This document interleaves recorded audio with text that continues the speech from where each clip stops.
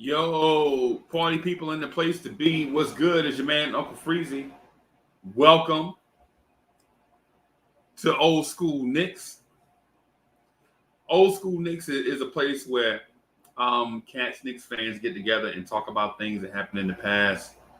You know what I'm saying? Just reminiscing about what used to happen back in the day.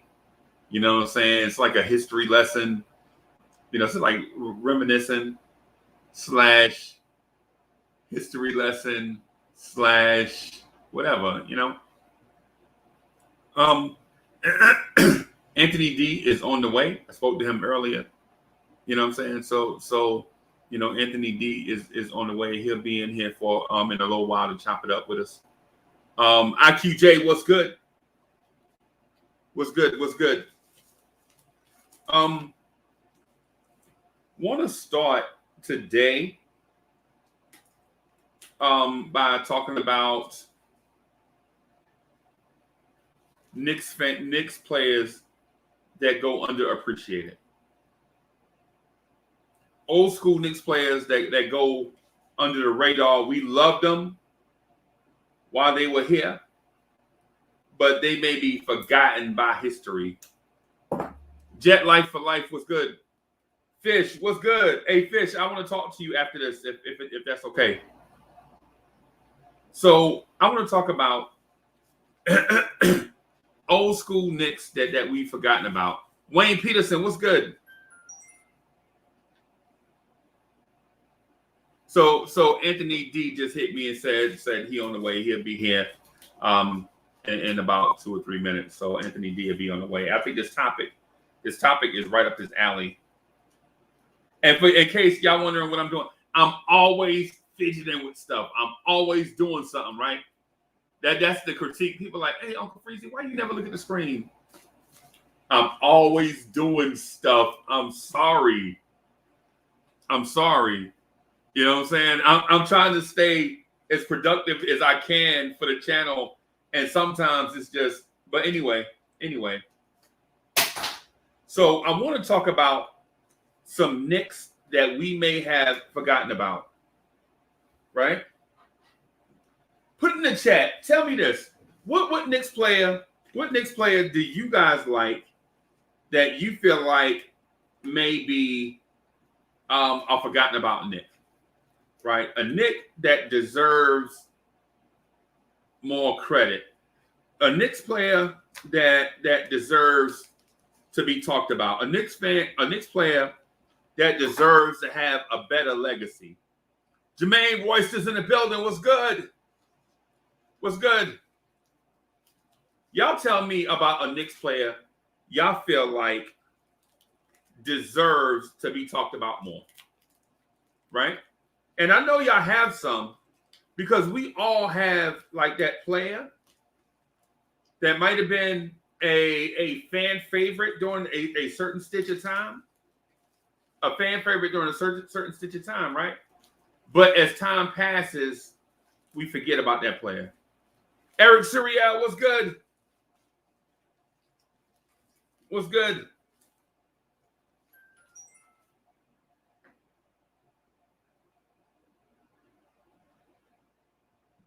Wayne Peterson says, David Lee. I concur. Why was David Lee a fan favorite to y'all?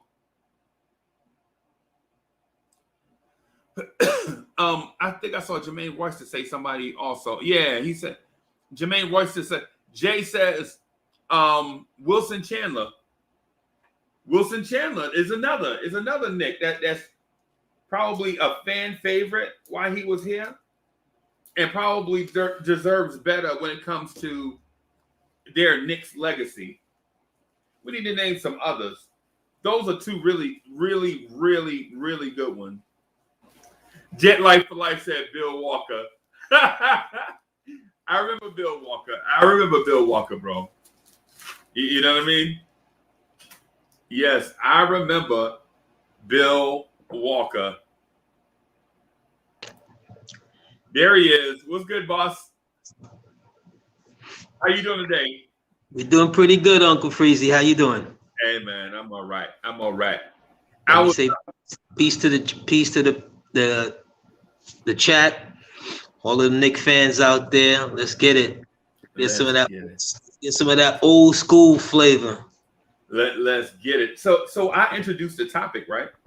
I introduced a topic, and I think it's more up your alley than mine, but it's something it's something that I like too. So it's something that I like, but I think this might be a home run for you.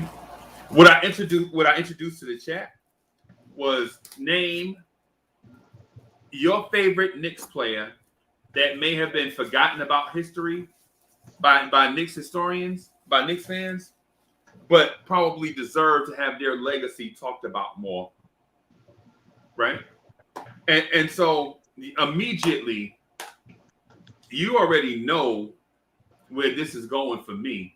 Because if there's a Knicks player that's forgotten about in history that deserved to have his legacy talked about more, for me, it's Michael Ray Richardson.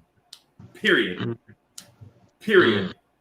Because of what he could flat out do when he was healthy and aware. How about I say aware? I don't want to get into the other stuff just yet. Right. And for you, I don't want to speak to who you might say, right? Or to what players you might mention, but I have a feeling Bernard King is in there somewhere. No, because I think Bernard King is he's just not going anywhere in old school Knicks minds. So, you know, we do give him shine, or we have given him shine on the old school Sundays and so forth. But I tell you a player that I liken to the Michael Ray Richardson. Not the same talent, but was a talent. Jamal Crawford. Oh yeah. Oh my goodness. Jamal Crawford. I think he still owns the most consecutive field goals. I think he had 16 in a row. The night he should have broke King's Garden record when Isaiah took him out with like 6 minutes to go.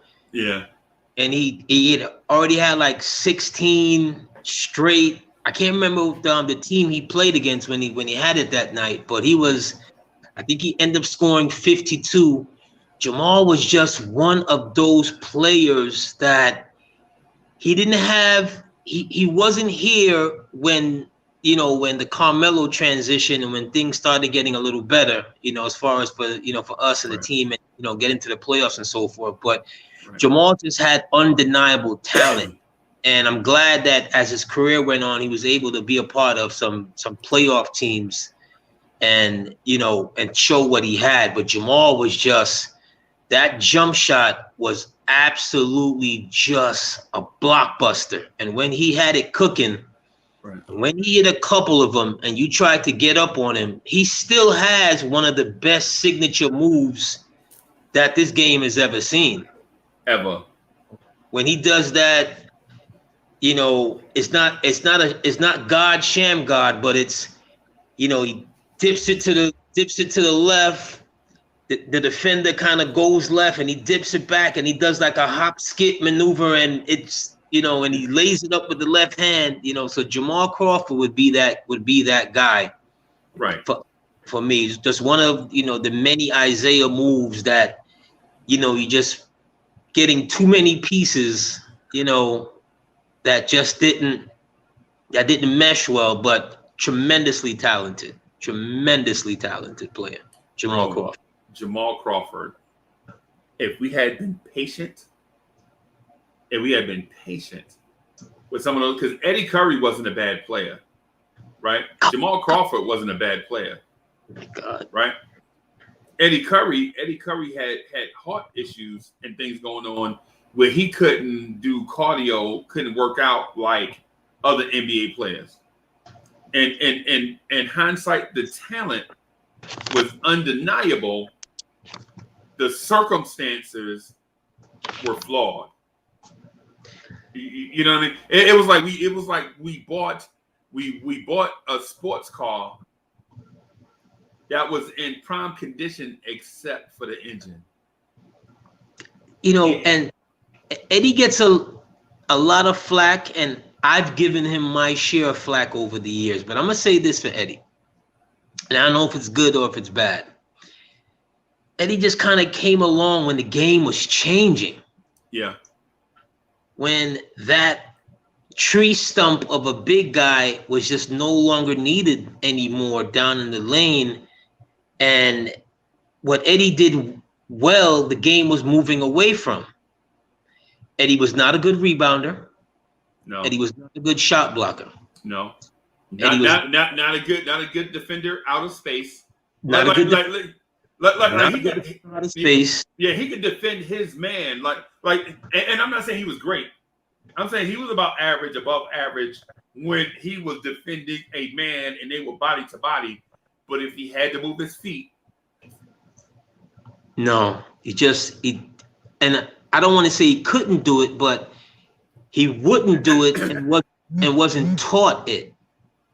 Even worse, that he wasn't taught a lot of the fundamentals. And Chicago saw it early, and they moved on from it early. They moved on from it by year 2, something like that. They moved on year 3, maybe. They moved on from him early. The Knicks, they go out and get Jerome James like a month before. Right. Sign Jerome James to this 5-year contract, and then they go out and get Eddie Curry. And I'm gonna give you a funny story about the Jerome James signing. They officially signed Jerome James, or the word came down. I think it was the Friday. It was the Friday of that. It was like the end of the summer, something like that, August something. And I don't know if you know this restaurant in Harlem called Sylvia's. Right. Yeah, I know Sylvia's. I'm uptown, having brunch that Sunday. I walk in. This is the Sunday after the signing. Jerome James is in there. Okay. Walk past, and of course, the very big guy is hard to miss him. Right. But no one really, unless you're in basketball circles, you didn't really know who he was. Right. I walk past, I see him. Jerome James is sitting at a table with I think one other person, and there is like no space on the table. Right. He has like 7 entrees.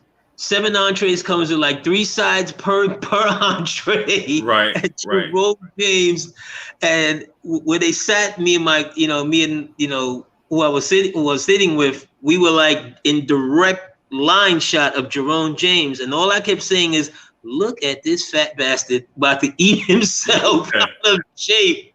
He's about to eat himself out of shape before training camp starts." Yep.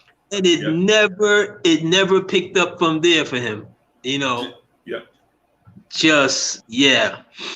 Bro, it's just. Oh, I'm sorry. No, go ahead, brother. I was gonna say the thing, man. People don't understand. To be an elite athlete is multifaceted, bro. Like for one, you have to be an elite athlete. You have to be in elite peak condition, right?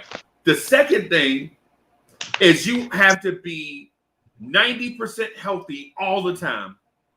All the time, you got to be. And people say, "Well, why not 100?" No professional athlete is going to be 100% healthy all the time unless it's the off season, because they get bumps and bruises and stuff all year long, bro. Oh yeah. That's why you think these cats wear those sleeves on their arms, because they get scratched, they get clawed. I mean, the little things, you get rib shots, groin shots, sore ankles, sprained ankles, all these things, right? And then you have to have elite level talent, not elite of the elite, but elite over most human beings walking around. Like, you have to have NBA level athleticism, right? And people laugh and say, like, "Well, Steve Kerr wasn't athletic." Steve Kerr is more athletic than most dudes you see walking around the streets. You don't just get to the NBA by not being at least you know what I'm saying? You might be the worst athlete in the NBA, but that means you might be top of college or high school or whatever, wherever you come from, right? And then with the Jerome James thing is when you're 6'10", 6'11", 7 foot, you don't have many human beings walking the planet Earth that are in elite shape, have elite athleticism, and some form of talent. So when you see a Jerome James dominate his ex team in the playoffs, you're like, yo, if we can bottle that and get that every night in the Garden, Knicks fans will go crazy. But the thing is, you can't bottle that. And we couldn't get it every night in the Garden. You know what I'm saying? I'll throw you an extra piece of that, which I think is the most important part of that recipe is the mindset. Oh, the mindset. Man. An elite athlete, you're training, it's all the time. All the time. Your body weight, the people you keep around you to keep you healthy. Not everybody could be, the Joe Namaths, the Walt Fraziers, and go out and party till whatever, and get up and go drop 36, 19, and 7. Right.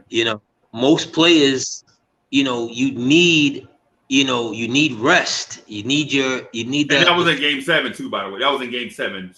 Yeah, it's Game 7. You need rest. You need people to keep you healthy, to keep distractions away from you, to stay on a regimen.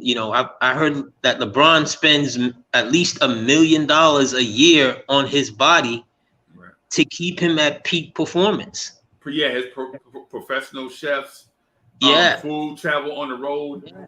All those things. Yep. All those things change. When DSJ was here, one of the things that Fizdale was trying to tell him was that you have to change your diet. Right.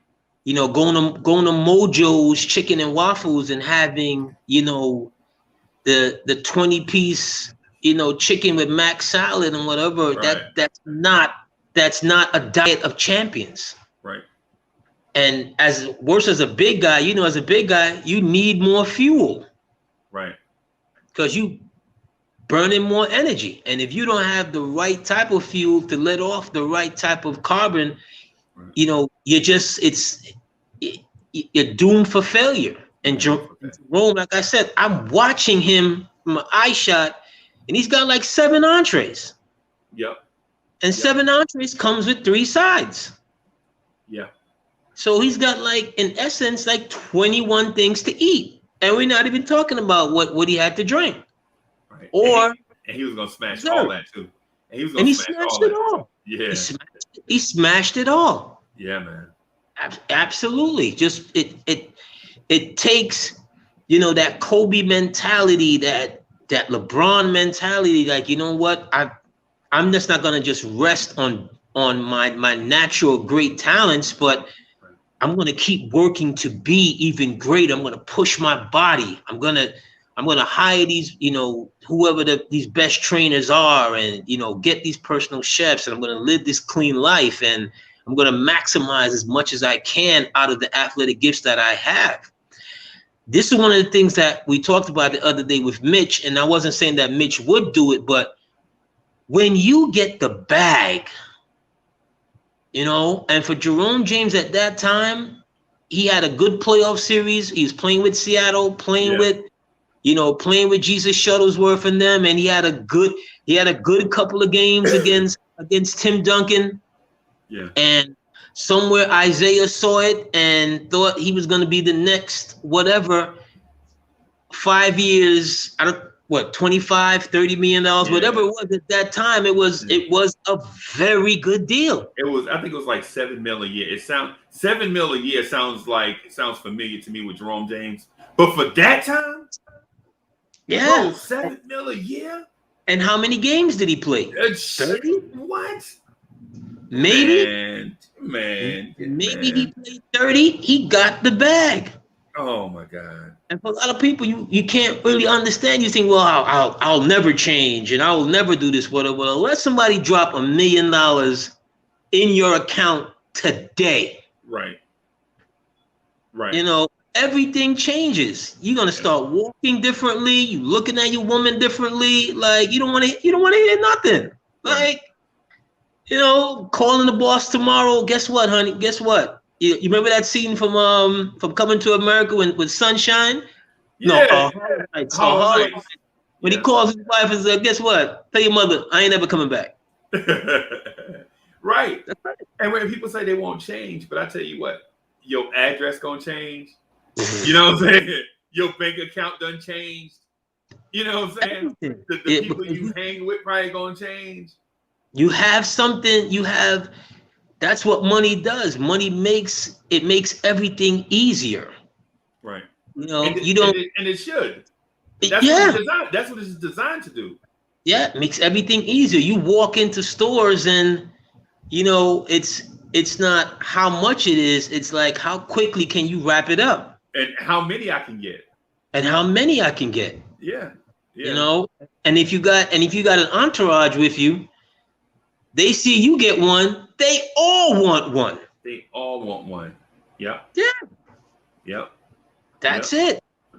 So a guy like Jerome James or Eddie Curry, you know, to slide back to Eddie Curry for a second, one of the things that I despised about Eddie was just his lack of dedication, as we talked about. Because remember, at one point, you know, I think the best year he had with us was when he averaged 19 and 6.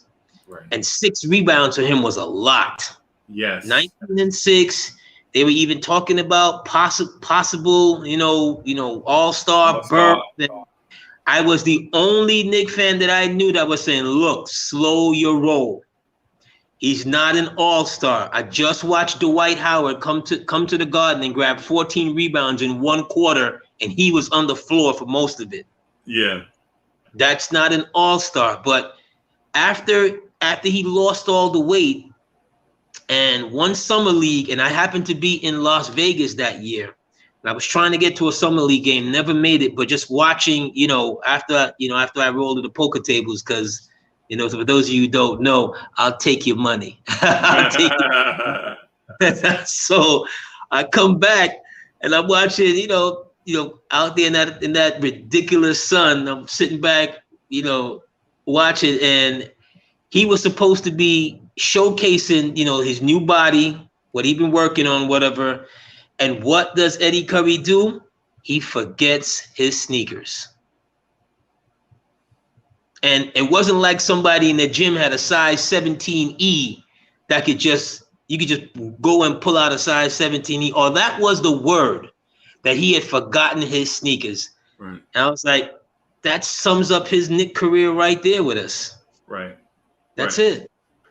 That's Yo, it. Danny Landis is in the building. What's good, Danny Landis? Julian Blum. Danny Landis. Julian. Yeah, man. Hey, so yeah, what you're saying is, man, listen. I believe Eddie Curry was more a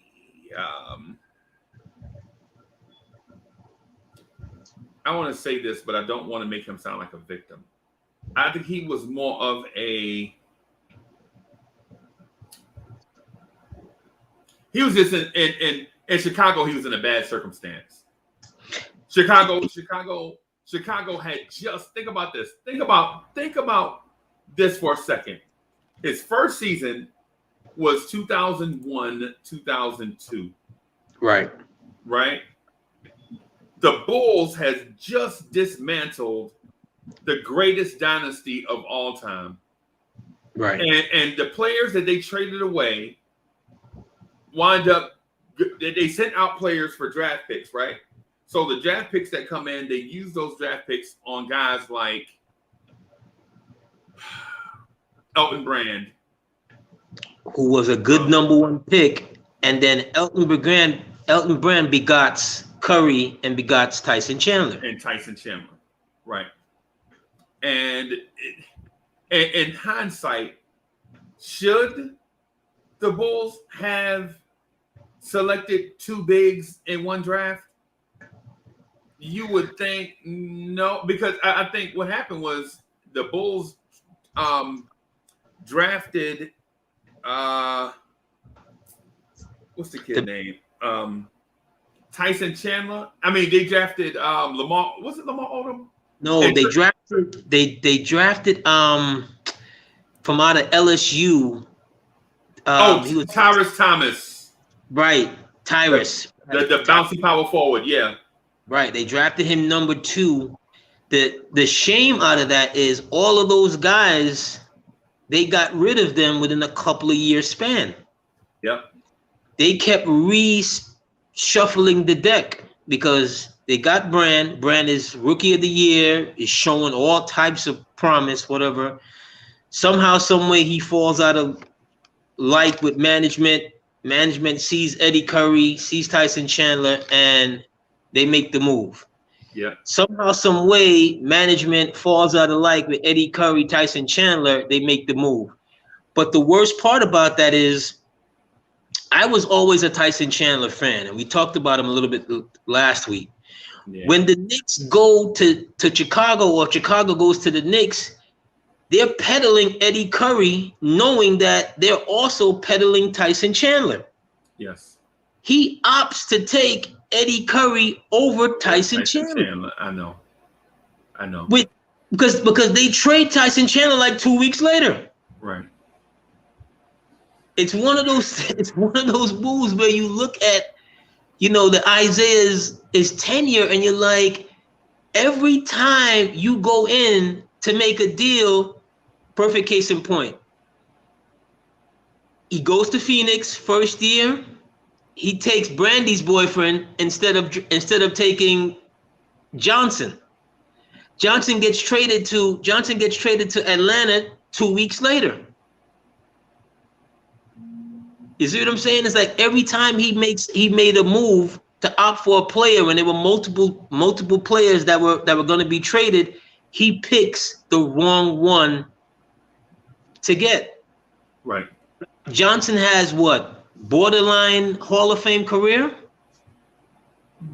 Yeah. What? Yeah. 13, 14 solid years in the NBA.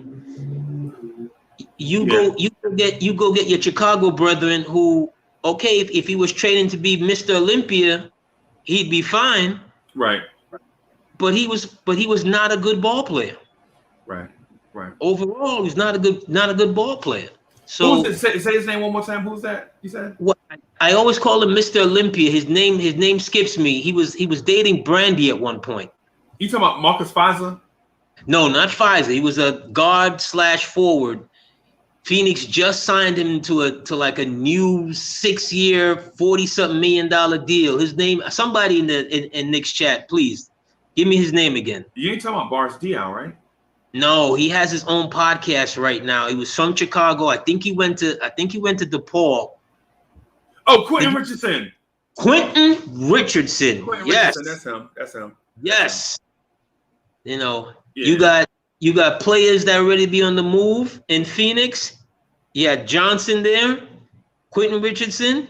He opts to take Quentin Richardson off their hands, and Phoenix turns around like a week or two later and trades Johnson to Atlanta. Yeah. Bro. I'm so frustrated. I'm so frustrated by what you just said, man. Same thing. He did the same thing with Chicago. The year earlier, it's like you go to Chicago comes to you, whoever, you got these pieces here, you opt to get Eddie Curry over Tyson Chandler. It's like, who you with? What are you seeing that, non-basketball experts are not seeing? I think we are always a step behind, because Tyson Chandler, no lie, looked like on draft night and a few months after that, I think Chicago was frustrated with him because he was not a banging center. He was more like, ironically, he was the center of the future, and they didn't know it. Yeah. You know what I'm saying? He was like if Tyson Chandler was in his prime right now, he'd be an all-star. Right? Yeah. A rim running, high flying, high field goal percentage, shot blocking, great defense. He would be an all-star right now. And he's what you hope for Mitch to become. Right. Right. The dude can at any given night he can go off for 20 and 20 on any given night in his prime. He did it with us twice. I remember him doing it 4 nights in a row. Yes. Yeah, I remember him getting that 4 games. Was it 3 or 4 games in a row? He had 20 and 20. And Mike Woodson, and we wind up regretting that later because Mike Woodson ran Tyson Chandler in the hole, and by the time the playoffs got here, Tyson Chandler had no more gas in the tank. He had no more gas. He was sick. His mother's health was failing, as we talked about it last week, and it's all these different things. And then the new regime comes in, Chief Triangle comes in, and we trade him for Barry Larkin's son. Right. And so Sean Price says, let's be real, Tyson was considered a bust until he got with Chris Paul. I'm not disputing that. That's not what I'm saying. What I'm saying is this, because I agree with that.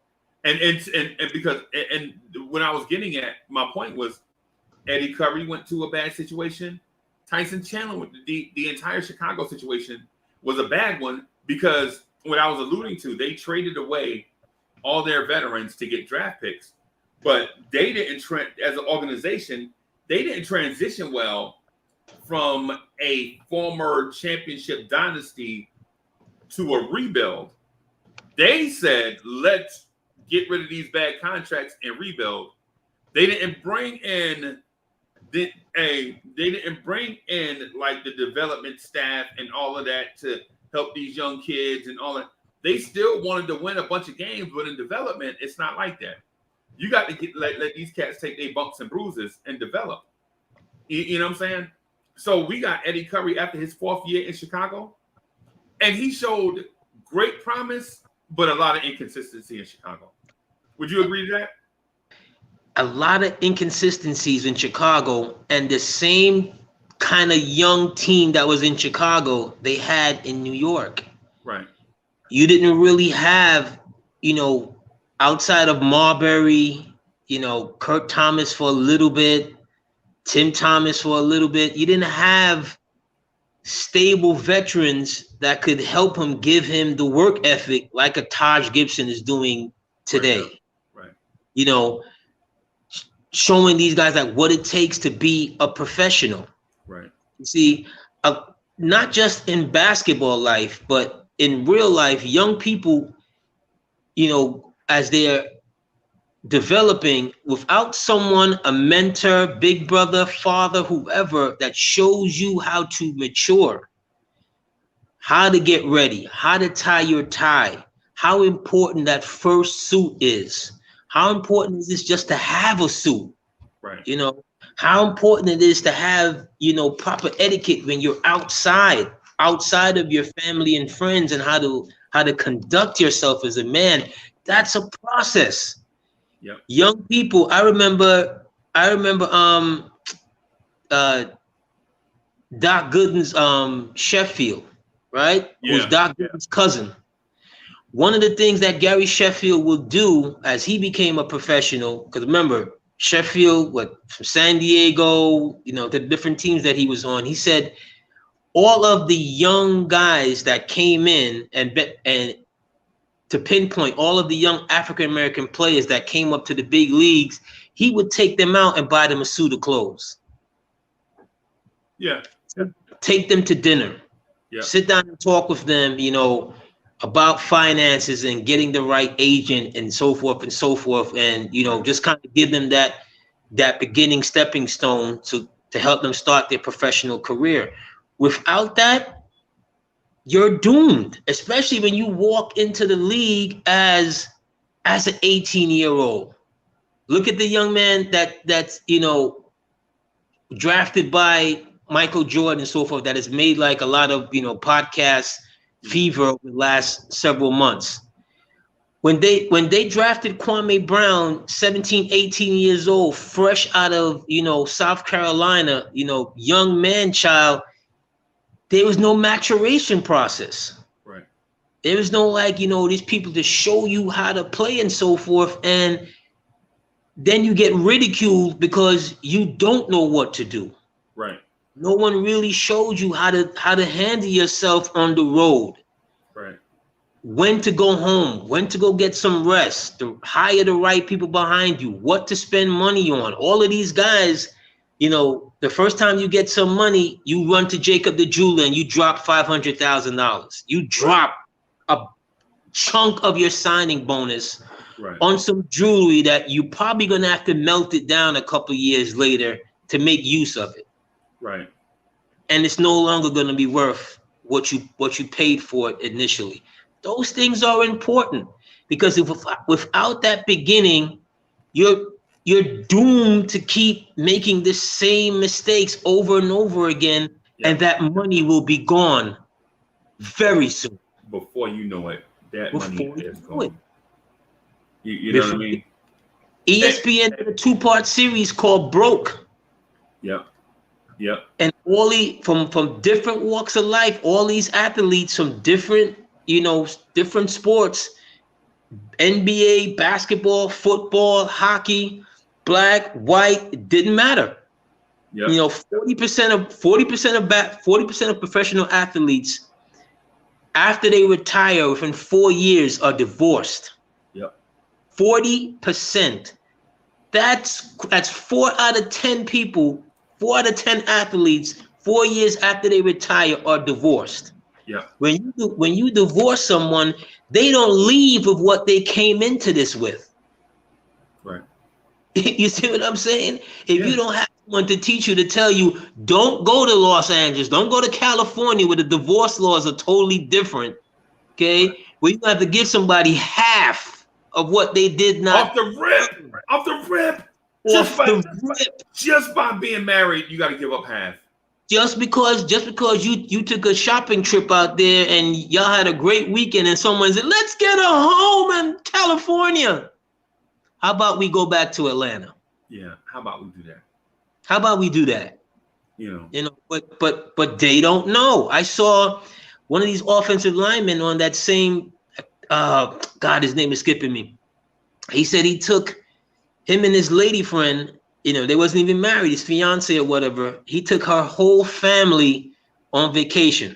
To the Caribbean. Right? I remember that. To the Caribbean, right? He came back, he called his accountant, whatever.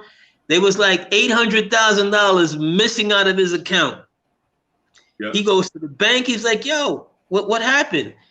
He put the young lady's name on the account. She went in, took out $800,000 and told him that's for insurance in case he leaves her. Yep. She had all legal rights to that money because her name was on the account. These are some of the dumb things that athletes do during the maturation process in your athlete. Right. What you gonna do? You gonna call the cops? You can't call the cops. What? Stop wasting your time. Yeah. That's not best. That's called stupidity. Right. So think about how many athletes have made those bad decisions. The Kwame Browns. Well, even though Kwame, he talks very proudly of the first thing he did was to buy his mama a house. Yeah. And do for his family and so forth and so forth. And he spent 15 years in the league, made a couple of paychecks and so forth. But you spend a lot of it. So you're gonna have those moments of not falling through the maturation process, and then you get traded, and then all of a sudden you get traded to a team that's probably as bad as the team that you left, which was what happened to Eddie Curry. Yep. The Knick team that he got traded to, he was looking at as a foundational piece, as something, savior. Yeah, as a savior to lift up the team, not knowing he was incapable of doing that. And so, but here's the thing. It's so two things to go to your points. One, the dude that you're talking about, the dude's name is Leon Searcy. Yes. The big dude, yes. The offensive lineman. Yes. Right. Leon Searcy. Yes. Yeah. So his name is Leon Searcy. He went to University of Miami. Right. And blah, blah, blah. The second thing, your Eddie Curry point, is if we can use just a little context here, what happened is this. The Knicks had made a miracle run to the championship in 1999. They made a miracle run out of nowhere, right? Yes. The next year, the Knicks made the Eastern Conference Finals and lost. right? Yes. So now the Knicks trade right after that. They trade the greatest player. In my opinion, the greatest player in franchise history is Clyde Frazier. Some people say Pat Ewing, but it doesn't matter in this context. One of the greatest players in franchise history, Patrick Ewing. Yes. We replace him with the dead body of Dikembe Mutombo. Yes. Right? You know what I'm saying? A huge mistake. Huge mistake. Because by that time, you could have kept Pat Ewing for what you was going to get out of Mutombo, right? But Mutombo hung around and hung around and hung around and hung around or whatever. Because you know what I'm saying, whatever. So we have this revolving door of Glenn Rice, Shandon Anderson, Clarence Weatherspoon, all these different names. It's like Yeah. Yeah, Doliak. Doliak. Oh my God. All these weird names at center. And and everybody's like, yo, we need a franchise center. Bad. We need a franchise center. So Isaiah gets the job in the two things because people forget. Right. And I mentioned this on the Knicks Wanna Drive a few days ago. The Knicks, ever since for all 75 years of our existence, the Knicks have been looking for a franchise point guard, and we've only had that player once, right? Clyde Frazier. For a guy to be our franchise point guard for about 7 to 10 years, you know who the point guard is going to be every year when the season starts. Yeah, they got one time, right? The other thing we were in desperate need of is a center, because we have been known for centers, and all of them weren't great, but we never had a void there, because even after Willis Reed retired, right? Bill Cartwright was decent. He held it down until Pat Ewing came. We get Pat Ewing. Pat Ewing is an all-time great, right? So we're used to we're not used to having a void at center.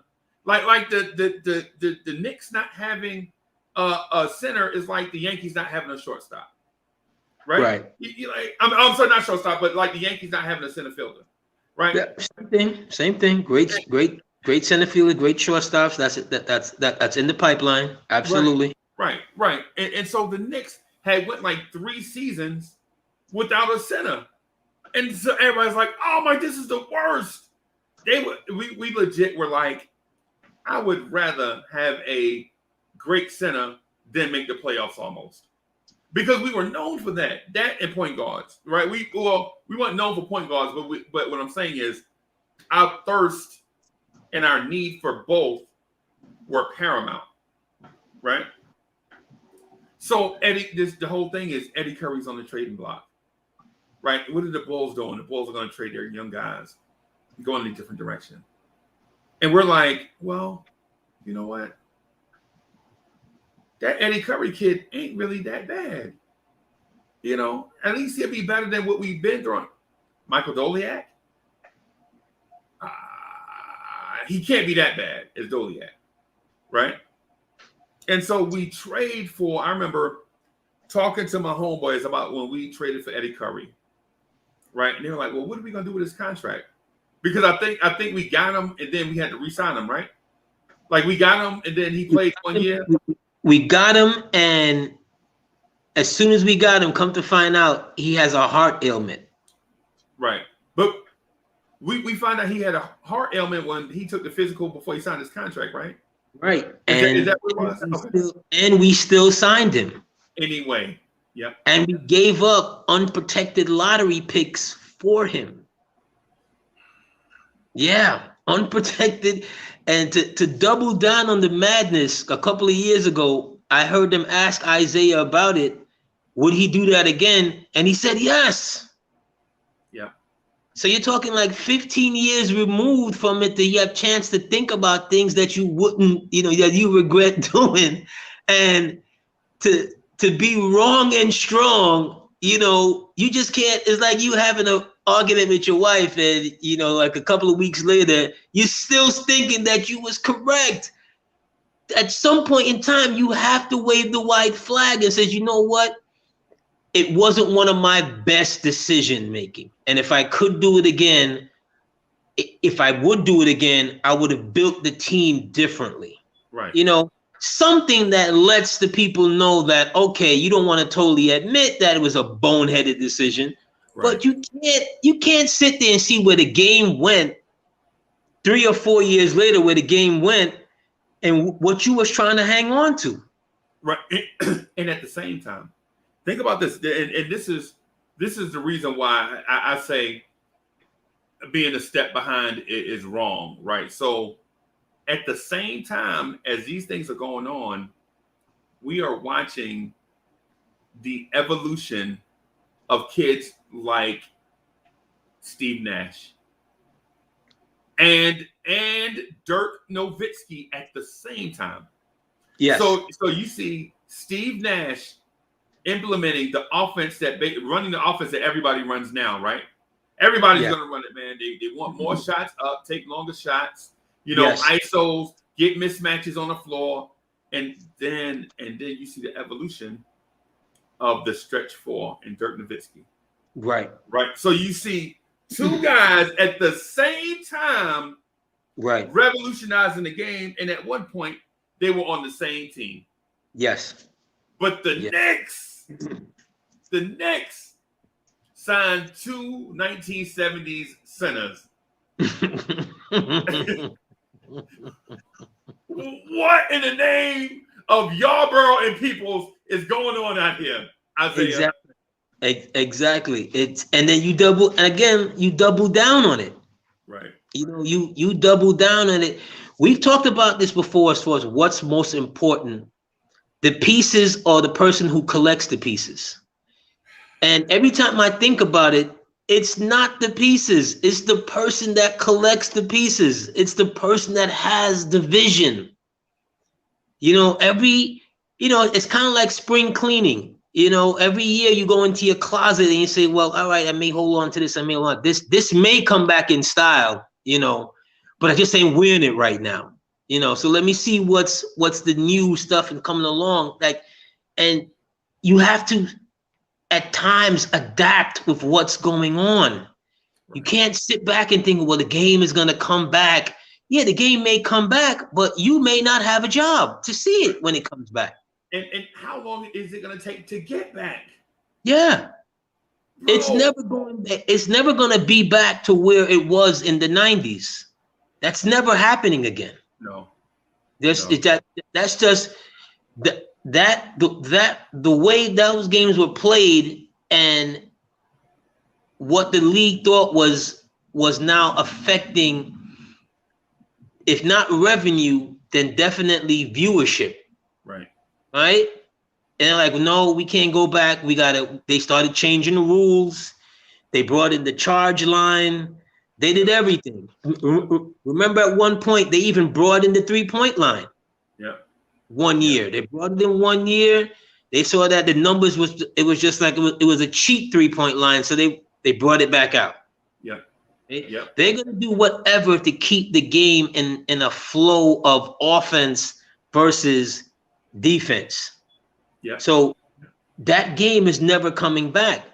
So that to kind of just sit there and not to bring on if I'm the head of an organization, whatever, I only want the young people around me.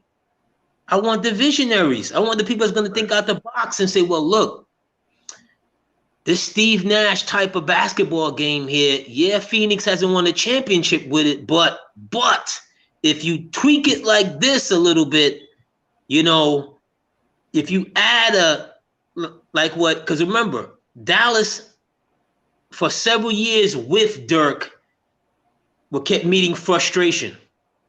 Some point in the playoffs, they moved Nash, they had Nick Van Exel, they finally bring in Kidd, they had Eric Dampier. I thought Dirk and Dampier was going to fight after one of these series because Dirk literally called him out after one of their playoff series loss. Yeah.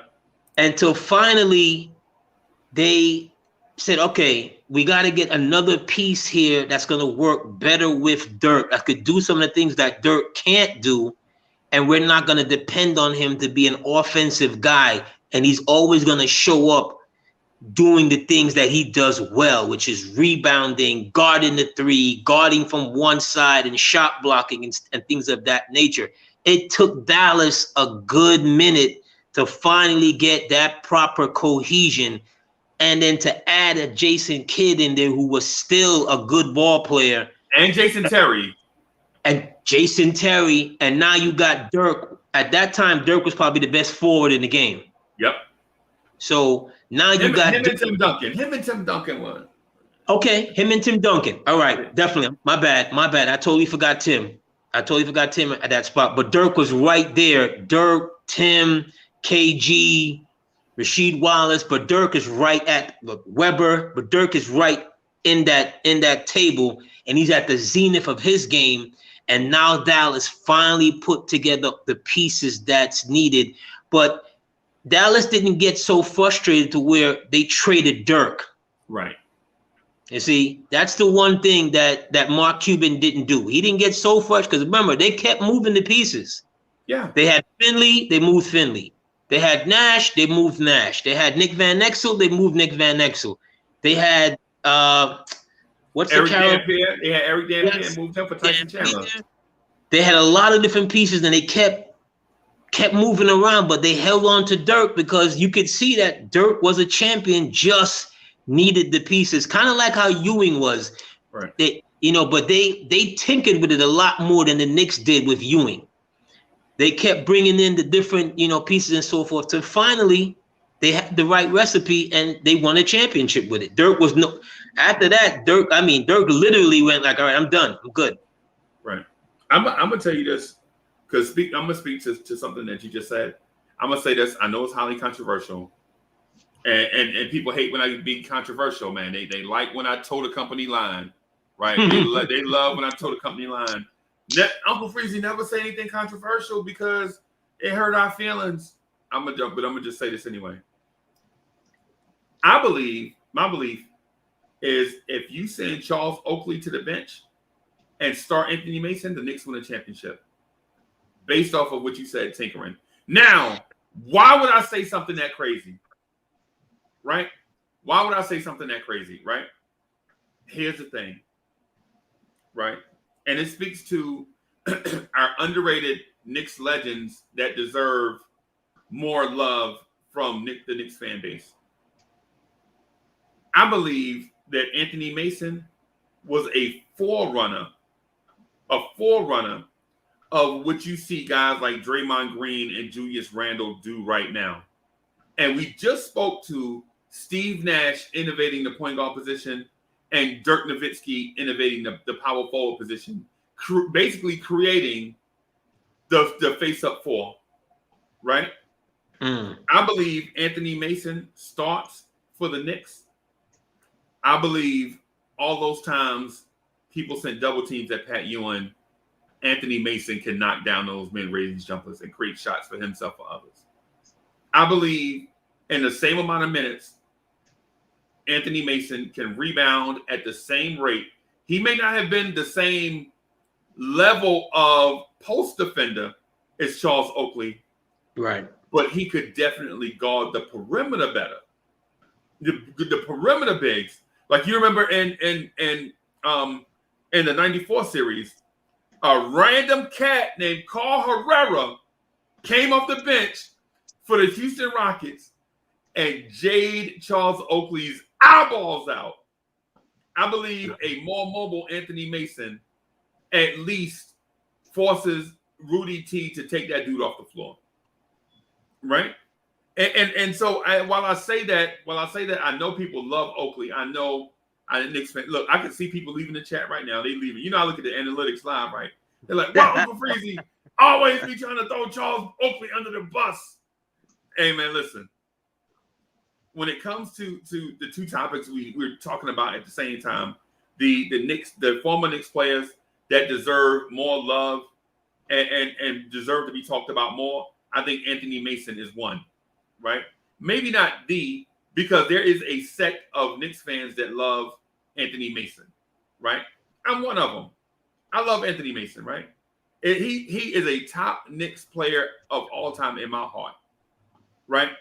But when it comes to strategy, when it comes to innovation, Anthony Mason was a 6'7", 250-pound power forward that can guard small forwards, power forwards, and centers, right?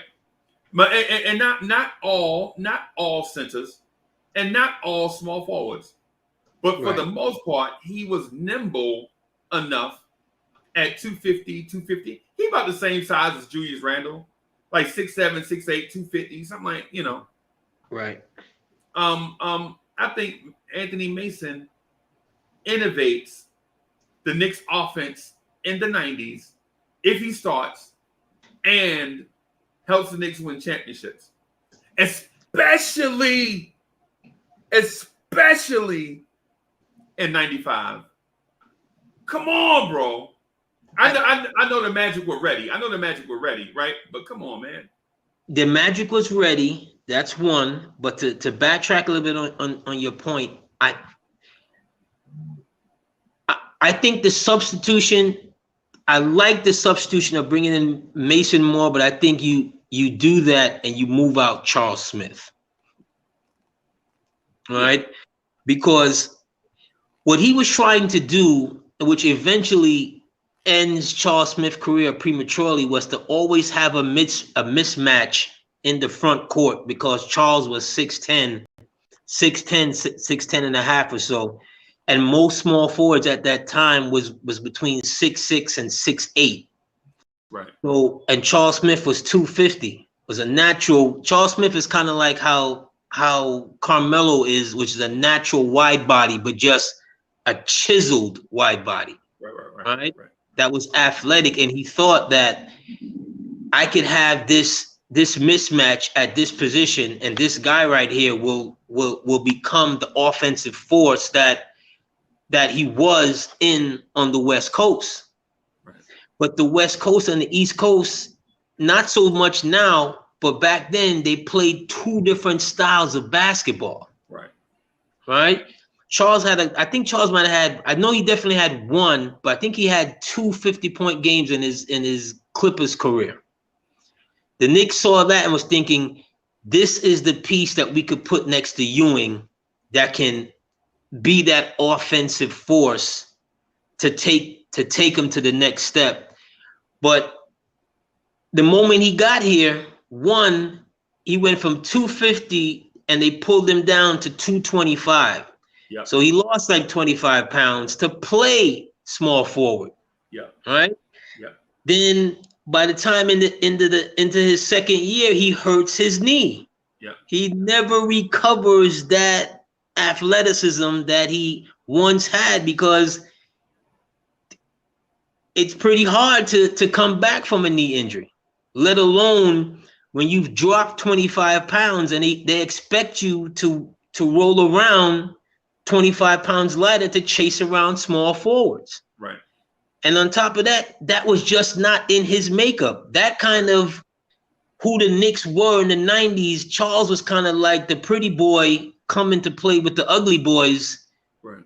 And, everybody got spoons. He's pulling out, antique silverware. Yeah. You know what I mean? He's out there with his pinky up kind of sort of, not to say that he was that kind of individual, but just as analogy as far as what his game was like. That's his game. That was his game now. Yeah. What his game was like. So I would have done that, because it was once he missed, or once he got stopped at the rim in 93, he would forever be disliked, if not hated, in Knicks fans' minds. It's like that stain. You just never gonna forget that. You know what I'm saying? It's like, how can we get this guy out of here? Horace Grant tried to take his head off, bro. Horace Grant tried to take his head off. Scottie Pippen legit tried to take his head off. But you gotta at least go strong, man. And they were not gonna they didn't call fouls back then at the end of the game. He could rightly say he got fouled once, if not twice. But you've got two of the game's best defenders, and one of them is the game's best player that are doing what they're doing to you, and you didn't, muscle it up as you probably should have. Because I can hear Marv Albert's call in my ears: stop once, stop twice, stop. Yeah. You just hear Marv, keep them stop. Yeah. But the underlying thing was that in that game, the Knicks shot 67% from the free throw line in that game. Yeah. It should have never came to that. Should have never got to that. Should have never gotten to that. You were less than 70%. You were like a C-, from that game. So I likened to what you said, but I would have, if I was moving anybody, it would have been Smith. If not out of the starting lineup, definitely the bulk of the minutes. Not that he got the bulk of the minutes, because at some point in time, they started to move away and Mason was playing more and Bonner got a couple more minutes and things of that nature, but he was still in the lineup, and he could never gain that respect that he had when he first came to the team. Because when he first came there, they thought he was the missing piece. Yep. They thought it was better than Xavier McDaniel. That this is first, he was younger. I think Charles was like 25, 26 years old. It was a young guy, and everybody else outside of Greg Anthony and maybe Starks, everybody else was like 30. Yep. Everybody else was a few years older than him, but he could never. And it's hard, it's hard for Knicks fans who love those teams and look at Charles Smith as the reason why they didn't win in '93, or that he didn't give them enough in '94. Yeah. But it's just one of those things. Yeah. Hey, shout out to Nick G for the super chat. Nick G says, "I one up Freezy. I think if Xavier McDaniel started over Oakley, we win a chip." They actually started together. They started together. The lineup was, and this is before Doc Rivers got hurt. So the starting lineup was Doc Rivers, John Starks, Xavier McDaniel, Charles Oakley, and Pat Ewing. No, not that year. Not that year. Doc came in the Charles Smith year. The starting lineup. Oh yeah. That was '93. Right. McDaniel was there in '92. I'm sorry. Mark Jackson is the starting point guard. Yeah, that's right. That's the pivotal trade. When they trade Mark Jackson as their pivotal piece for Charles Smith as their pivotal piece, that's because although Derek Harper, meshed well with Ewing and so forth, the best point guard Ewing ever played with was Mark Jackson. Yeah. Because Jackson just got him the ball in the right areas, and Ewing could still run at that time, or he was younger legs and so forth. That everything just went wrong right there, because it seemed like the '92 team came from out of nowhere to take that Bulls team to 7 games. Remember, Ewing gets hurt in the end of Game 6, has his Willis Reed moment, comes back out on the court. They win Game 6. They get wiped out in Game 7. Yeah. Right? But you can't have your point guard showing up to camp at 240 pounds. You can't be 6'1", 240. No. Point guard. No. You right? Can't. You can't be out of, you can't. Mark used to, I love Mark, love Mark to death as a ball player. And at some point in time we're gonna give Mark some shine on this thing. Yeah. But Mark would get out of shape. Out of shape is an understatement, bro. Out of shape is 220. Mark would get out of shape. Out of shape is 220. I got Mark Jackson autograph as a ninth grader. And when I was a ninth, I think me and Mark Jackson might be around the same. I forget. Anyway, I was like a high school or like right out of high school kid or whatever. Mark Jackson was, how old is Mark Jackson? Mark should be approaching about 57, 58. Yeah, he way older than me. Yeah, he's way older. Yeah, some he got me by a few years. Yeah. But I stood next to Mark Jackson when St. John's had him listed as 6'4", 200 pounds. No way. Right? No way. AD, I'm telling you, in Newport Center, in Jersey City, New Jersey, they had on his thing, it said 6'4", 200 pounds, right? And I stood next to Mark Jackson, bro. And I'm telling you, I have Mark Jackson to this day by at least 4 inches. Yeah, Mark is 6'1.5". Yeah. But the biggest lie was 200 pounds. No. Maybe as a rookie, he could still do that. But after that first year, then after the second year where he made the All-Star team. Yeah. And I think he tweaked I think he had a knee scope after that second year. Mark comes back. Mark is like 25 pounds out of shape. Yep. He's 25 pounds out of shape, and they draft Rod Strickland. Right. Strickland spent that first year, and they draft Strickland comes back looking like a sleek Jaguar, and the team separates. Right. Because you had those that wanted Strickland to be point guard, and you had those that still thought that Jackson should be point guard. Yep. The veterans wanted Mark Jackson because Mark Jackson could help them find these spots to score. Right? They had chemistry. Yeah. But Ryan Strickland was so. Oh my God. Well, he didn't do himself any. And I remember him talking about it when he came in. It's like the first time in his life that he didn't play basketball in the off season. He got married.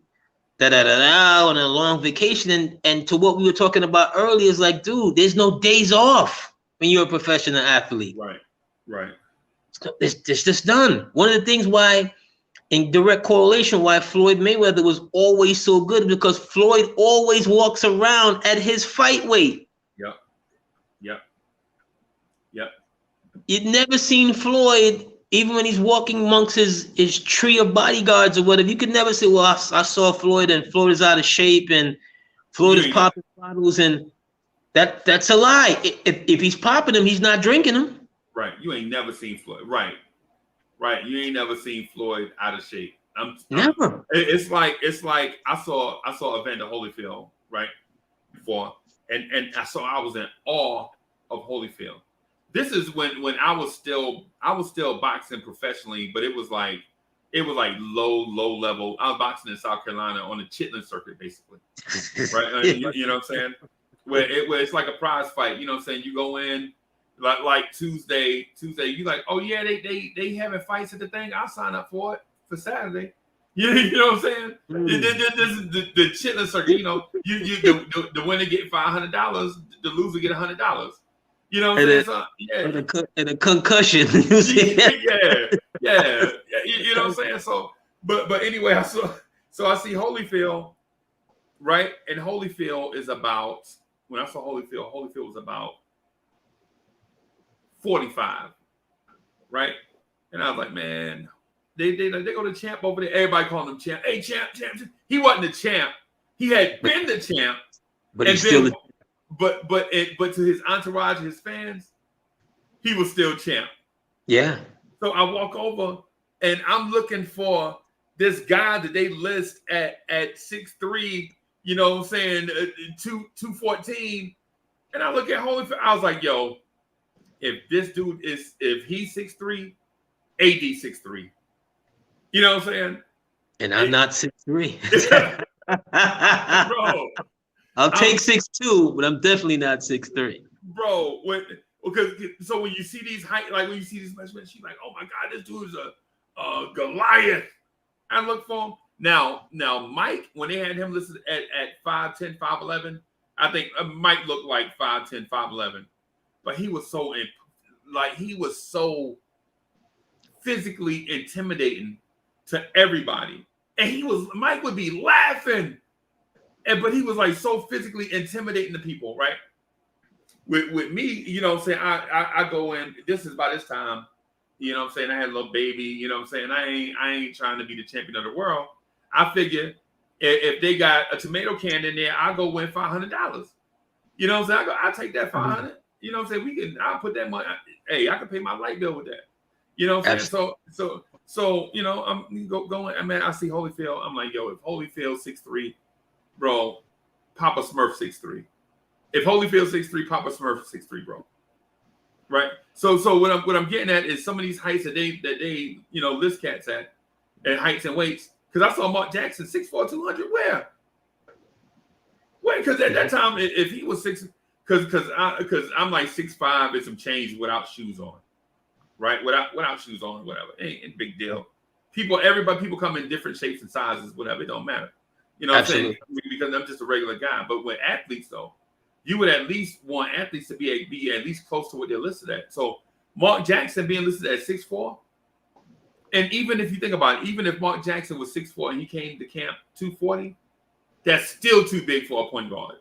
So Mark Jackson at 6'1", 240, get out of here. Especially when he wasn't fleet of foot to begin with. Yeah, to begin with, when he wasn't fleet of foot. But that he did himself a disservice at that point, at that time. And it just, like I said, it caused a fracture in the team that they could never really get it back. Right. Because the team the year before, I think they won 52 games. They lose to Chicago, and that was the second round. In that second round, they lose to Chicago. They come back. Pitino leaves, and here's a name that we rarely talk about was the Pitino era. Pitino, Al Bianchi, they start going through their thing because remember, both were not hired. Al Bianchi did not hire Rick Pitino. Right. They were hired separately by, I believe, the Garden chairman at that time was a dude named Paul Evans. Okay. He hires Bianchi and he hires Pitino, and he kind of makes the marriage. Right. Kentucky comes sniffing around. Bianchi didn't really like Pitino as it was. He had his own ideas as to how he didn't like the 3-point shooting system and the fast pace trapping and things like that. He didn't like that. Because he was from the old school. He was from the old school. Yeah, he was from the Virginia Squires and old ABA days, and he didn't see, as Pitino's bringing in this kind of new wave of speeding up the pace, creating more pace to get more shots. He didn't, and mind you, all the Knicks were shooting at that time was like 7 threes a game. Yes. Think about that. Yes. They were calling them the bomb squad. Right. And they were only shooting 7 threes a game. Right. Now cats are shooting 7 threes in the first 2 minutes of a game. Yes. Okay. And just one quick thing before you finish your point. The other thing Rick Pitino did was institute secondary and tertiary ball handlers. Get it and go. Like whoever, like if you grab the rebound, if your name was Johnny Newman and you grab the rebound, you can go with it to an extent. If you face a defender, give it up to a guard, right? But what that did though is it motivated cats to go crash the boards, because if you crash the boards, you get to push it up the floor to an extent. If you face a defender, you know you had to give it back to a guard. Right. Rick liked young energy. Rick was like the best friend of a point guard. Yep. Cause he'd be telling Mark, go do the helicopter. Go do the helicopter. Mark get in his bag. Mark get a couple of these behind his back. Hits Ewing. Ewing comes crashing through. He comes running around. Mark is doing this. He's doing all of that. And Rick would be telling him, go do the helicopter. Go. He was kind of like the Pied Piper for young guys. Because remember, his Providence team that took to the Final Four, he had what's the coach who's coaching Chicago now, who used to coach OKC? Billy Donovan. Yeah. Pitino coached Billy Donovan. Same thing. Yeah. Billy Donovan was not, well, he played 2 games in the NBA. But Billy Donovan is kind of like the underdog story with Pitino in his ear. We can beat Georgetown. You better than this guy. You better than that guy. So that's what he brought. Yep. And eventually with Pitino, him and Bianchi, they can't see eye to eye. Here comes Kentucky, comes sniffing around. and I heard Bianchi say this, and God rest his soul, you know, Pitino asked him, you know, I'm getting interest, you know, whatever. Can I talk to Kentucky? Right. What organization lets their young hot coach, like, you're doing what? Hold on, let me quickly file this tampering charges, a cease and dismiss real quick, because they done came to you without coming to the organization Yep. to talk to you. Yep. And he let him go. Yep. He let him, and then from there they hired McLeod. From McLeod they hired Stu Jackson, or was it? My God! Or was it Stu? I think was it Stu first? No, it's Stu first. Yeah. Then McLeod. Then then Jordan is dunking on Ewing on the baseline, and everything is everything. And then they hire Pat Riley. They please, Pat Riley, please come out the booth. Please come out the booth, Pat Riley. Yeah, please come out the booth. But that's something that they that part of the Knicks history we really touch on, is that Pitino in truth needed more than 2 years. First season they won 38 games. Second season they win 52 games, and he doesn't get a third season. Right, and so I always had a beef with the way Pitino's story has been told, because I think Patrick Ewing had a lot to say about Rick Pitino getting fired. I mean, not getting fired, but leaving. Right? I mean, because not saying, because he didn't stand up. He didn't take a pro. That's my coach. The way he would have gone to bat for Van Gundy and for Riley, he didn't necessarily kind of go to bat for him, and his pro career didn't take off until Pitino got there. Exactly. Yeah. I was just about to say that. Yeah. Until the Knicks started spacing the floor. Yeah, because the first thing Pitino did was Cartwright. This Cartwright thingamajiggy thing that we got going on here, no. Right. The very first move that they did was they signed Sidney Green to be power forward. Yeah. Sidney from out of Fort Greene, Brooklyn. Yeah. Right? But when they brought Sidney Green, they realized one thing, that Sidney was okay. He wasn't a great power forward. He was an okay power forward, because the next year they trade for Oakley. Yeah. But they had movers and shakers. The worst thing that they did was not look internally for what they had, which was BK from Brooklyn. Yeah. As a GM and as a coach, they both decided they didn't want to bring Bernard back. Yeah. Let him go be a free agent, which is the mistake that they made, because that's who they needed to get past that Chicago team, which if you had gotten past Chicago that year, you'd have ran smack dab into Detroit. Yeah. And history might have been changed. Right. I'm not gonna lie to you. Oh, look who here is, another old head showing up. Bam! Another old head is in the building. What's good? G-Man. What's good? Sergeant. Hey, man. Hey, man. How you doing today? Y'all up here chopping it up like in the barbershop. I hear you. I see you. Yeah, we talking about this Knicks history, man. We reminiscing some, and some talking about Knicks history. There are a lot of Knicks fans in the community that don't understand the reason why AD and myself, we have different thoughts on the direction of the current Knicks team. Right. Sometimes, like for instance, he would trade for Damian Lillard right now. Right. Yeah.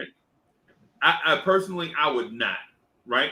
But the reason why we're on opposite ends of the spectrum is not because of Damian Lillard himself, but because of things that we've seen in the past. Right. History. Things we've seen. Yes. Like AD will tell you, well, aside from Clyde Frazier, who else have we had at the point guard position that was impactful for a long time? And I can't say. Me And either. if you get Damian Lillard, Damian Lillard can be the answer to that question, right? True. But my thing is this, and I'm gonna get back to Sidney Green in a second, but my thing is I've seen the Knicks go get a stopgap in their early 30s and it not work out. Because to me, Mo Cheeks is a Hall of Famer, right? In my eyes. Right. Because I saw how Dr. J used to be struggling with his shooting, and then Mo Cheeks would just break down the defense and get Dr. J involved, and Doc would hit like 3 in a row and just take it from there. You know what I'm saying? Right. Because I'm not saying that Mo Cheeks, I'm not saying Dr. J needed Mo Cheeks, but what I'm saying is when Doc was struggling with the jump shot, Mo Cheeks would break down that defense, man, and get Doc like 2 or 3 wide open shots. And then Doc would just take over and score like 15 straight. You know what I'm saying? But anyway. But not to fall off right there. Look at Mo. When the Knicks trade Strickland and get Mo Cheeks back, it was like a meteor went through the city. Yes. Because Mo Cheeks at that time was 33, 34. And Strickland was what, 21, 22, because he came out of DePaul early. Yep. And everybody was in uproar. How could you get this old man? How could you get this, that? But what Mo did, Mo helped to refocus the team. Right. They don't beat Boston in Boston. They're the first team to be down 0-2 in a best of 5 series and win 3 straight. Yeah. They don't beat Boston in Boston without Mo Cheeks that Sunday afternoon. Right. Facts. Right. Which up until that point, Parrish used to kill Ewing. Yes. Say that again. He had a lot of it. And up until that point, Ewing, it was kind of like the young karate guy versus the sensei, and the sensei's always slapping him up. Parrish used to slap him up. Yeah. You know what I'm saying? Up until that point. And then those final 3 games culminating in game 5 where Ewing did everything. He just flat out did everything. And it was like, okay, I'm not going to let this team lose. We're winning this game. But his Pied Piper in that game was Mo Cheeks. So it was, to me, people would say, well, Rod went on to have, a Hall of Fame, borderline Hall of Fame career. Yes, but it was worth its weight, that trade, because Ewing needed it, the franchise needed it, and we're in history as the first team to be down 0-2 in a 5-game series and come back to win. And at that point, we had lost like 23 or 26 straight games to Boston. Yeah. In a row.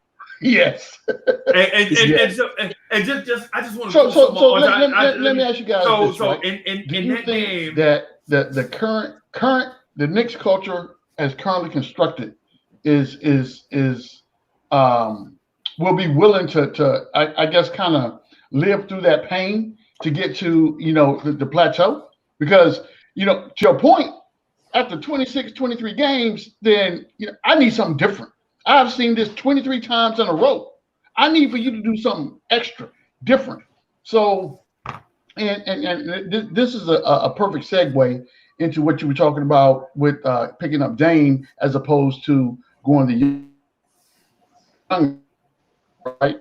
So sometimes it takes an old head to come in and establish a foundation, right? So once you establish that foundation and people understand what their roles are, that's the most important part. You got to know your role. Know your role, play your position, right? So once you do that, we can grow from there. But then you get the contract talks and all this stuff, right? There's really, for me, I don't really care nothing about that. I want my team to win. So if you tell me if I got to sign AD and Freezy to win, guess what's going to happen? Hey, I need the front office to go get you guys. I need for them to be here tomorrow. Go ahead and get them in their uniform. I don't care what number they want. It don't matter. What I'm looking at right now, I want to win.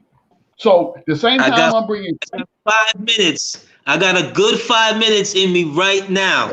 Okay, right. It depends on when you use me. I got a good 5 minutes, and believe this: today you could never put JJ Barrera on me. Today, okay, today. Today I'm feeling you. And This is what people speak on, right? man. So when I bring in these old vets, and I hear us talking about, we talk about Taj, we talk about D Rose and these guys that we bring in here, right? And people want to go out and get these superstar names that they feel like can come in here and do these amazing things. Okay, that's your opinion. But what I'm looking at right now, I got AD, I got Freezy, proven vets with their skill set. But not only are they proven vets with their skill set, but you can teach these rookies that we just drafted. So what I'm gonna do is I'm gonna come to AD. I'm gonna be like, hey, check this out. I need you to give me the 411 on Sims. You think he's worth the investment or no? So depending on what AD tells me, that's gonna dictate Sims' future. Freezy, hey, check this out. Let me know what's going on with McBride, right? So again, what Freezy tells me on McBride is going to dictate how many minutes he gets over IQ. You know what I'm saying? That's how this game works. And people need to realize that any organization that you go into was never built overnight. And the Knicks, we've had ebbs and flows or whatever the case be, and we've seen disastrous seasons. I'm talking disastrous. You know, I've witnessed it with my own 2 eyes. I don't want to see that no more. I don't want to go down that path no more. We are in a point right now to where we control our own destiny. And I believe that to my core right now. So, you know, that just I didn't mean to come in and hijack the show. But you know, when an old man gets something on his mind, I got to get it out real quick because I'll forget real quick. All right. That's all right, sir. That's all right. Yo, that's all right. Hey, did Freeze freeze? He froze No. on my No, he good. Hey, okay, let me reboot.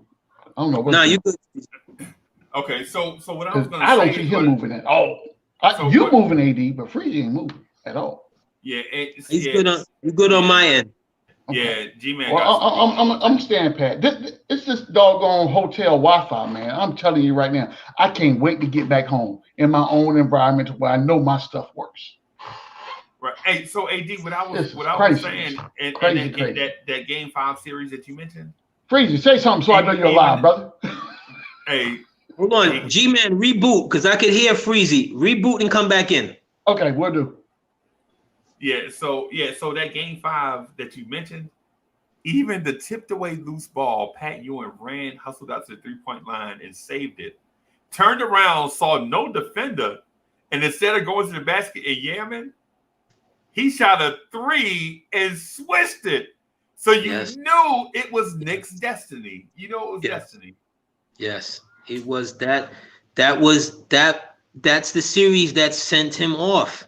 Yeah, that's the series that sent him off. And you know, Mo Cheeks in his great career, that game, that series is hardly thought of. It's hardly mentioned. Mo Cheeks is one of the point guards who's in the NBA annals is hardly ever thought about. Mm-hmm. Right. Because all he would do would just floor general direct until he needed to get a shot. Yep. And he could shoot it, but his job was to get everybody else the ball. We talked about this before. That 83 Philadelphia 76ers team on a day like today, on a Sunday, good God have mercy. They would just give everybody the business. Yep, facts. See what I'm saying? That championship team, they 4-0'd the Lakers. Yep. 4-4-4. 4-4-4. They 4-0'd the Lakers with Magic Johnson, with Kareem. They did that. They just ran through it. That Philadelphia, I think they end up winning 68 or 67 games, some ridiculous amount of games back then. Because every Sunday they just gave you the business. Mark Ivoroni, Andrew Toney, Clement Johnson, all of these guys, World B. Free, and all of these Andrew Toney, like just I used to despise them, right? Because Moses, at that point in Moses' career, it seemed like he'd be hitting Kareem with the 2-piece to the body on purpose. Yeah. He seemed dirty to me, but he wasn't dirty. But he just worked so hard. He worked so hard for that. We talk about the second jump. Moses wasn't a great second jumper, but he knew where that rebound was coming off, especially if it was his own, because sometimes he would just throw it off the backboard to get his own, to get like an extra little padded rebound, refocus himself, and that's going in. Moses at that time, look at Moses to what today's centers look like. Moses walk around, Moses got a pot belly, right? Got a pot belly, arms is kind of gangly, whatever, but try and guard that man in the post. You can't. Tell that man to play in today's game, and all you're going to do is pick and dive. Yep. Or go stand in the dunker's box. Yeah, Moses, you're going to be a decoy. You're going to stand in the dunk. Tell Quinn Capella you're going to guard Moses Malone 48 minutes. Oh, please. Leave the team. He would leave the team immediately. Get his bags in the shoes and go out.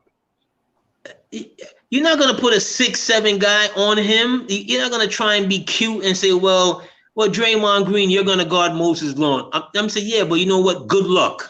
Good luck. Good luck with that. So that team, and Maurice Cheeks being the head of that team, by the time he got to the Knicks, it was past day, but the trade was so worth it because Ewing needed that, the organization needed that. They just needed it. It was like a breath of fresh air to finally, win a series and to have it be Boston that you're beating on the parquet floor. Yep. With gravelly voice Johnny Mose on the microphone, having to choke back all of that because he's dying out there. Can you believe that? Can you believe they didn't call that foul on Patrick Ewing? Like, no, Johnny, I think we can. We done seen the Boston get how many? We done seen ML Carr come out here and break fingers for many years. And Cornbread Maxwell. Number one. Cedric Maxwell. I saw Cedric Maxwell hit Kurt Rambis with the sneakiest elbow you ever. It looked like Kurt Rambis had his hands up like, ref, I'm just running through the lane. And Maxwell hit him with an elbow in the hip. And it looked like Kurt Rambis got shot in one of them cowboy pitches. Yeah. You know what I'm saying? You had to be a man. Yes. You just had to be. Yeah. That was just big boys league. You had to be a man. You had to really be. You had to, whoever you said you were going to be, you had to be it to play with those guys because it just wasn't going to be easy. They would call you out on it too. They're going to make you sure improve every night. Yeah. It just whoever you said you were, by the time the playoffs came around, okay, let's see. Yeah. Okay, let's see how it's gonna be. I've been reading tabloids all year, so let's see what we're about to get into right now. The 84 series, as the Knicks are going into play against Boston, Cornbread Maxwell and all these guys was telling Bernard, "You're not getting 40 against us." No. Right. You're not getting 40 against us until it happened. Right. Until it happened again. And until it happened again. And then you got to walk that back. And then you got to walk. I mean, they won the series. Let's not get it twisted. They won the series, but as far as their individual games, or because remember, Cornbread Maxwell is a Finals MVP. Right. So this is not the 15th man from the end of the bench talking trash. This is somebody who was Finals MVP with Larry Bird on the team. This ain't ML Carr. No. This is somebody's, and he's talking hella trash that BK is not getting 40. And he meant that. Yeah, and he meant it until it happened again and again and again. Yeah. Hey, you know, so shout out to Sincere the Genius. Thank you for the super chat platter. He says, you should do a Knicks history documentary with AD as a narrator. The youngins need to understand what the OG Knicks fans went through. Yeah, man. So this is why the Blorange Tears Knicks channel is different from others. See, because we OGs in this. This is not like and no shade towards other people that do it. Nobody. But bro, listen. I lived through the Clyde Frazier trade, and I don't have to tell the Mr. Williams story no more, right?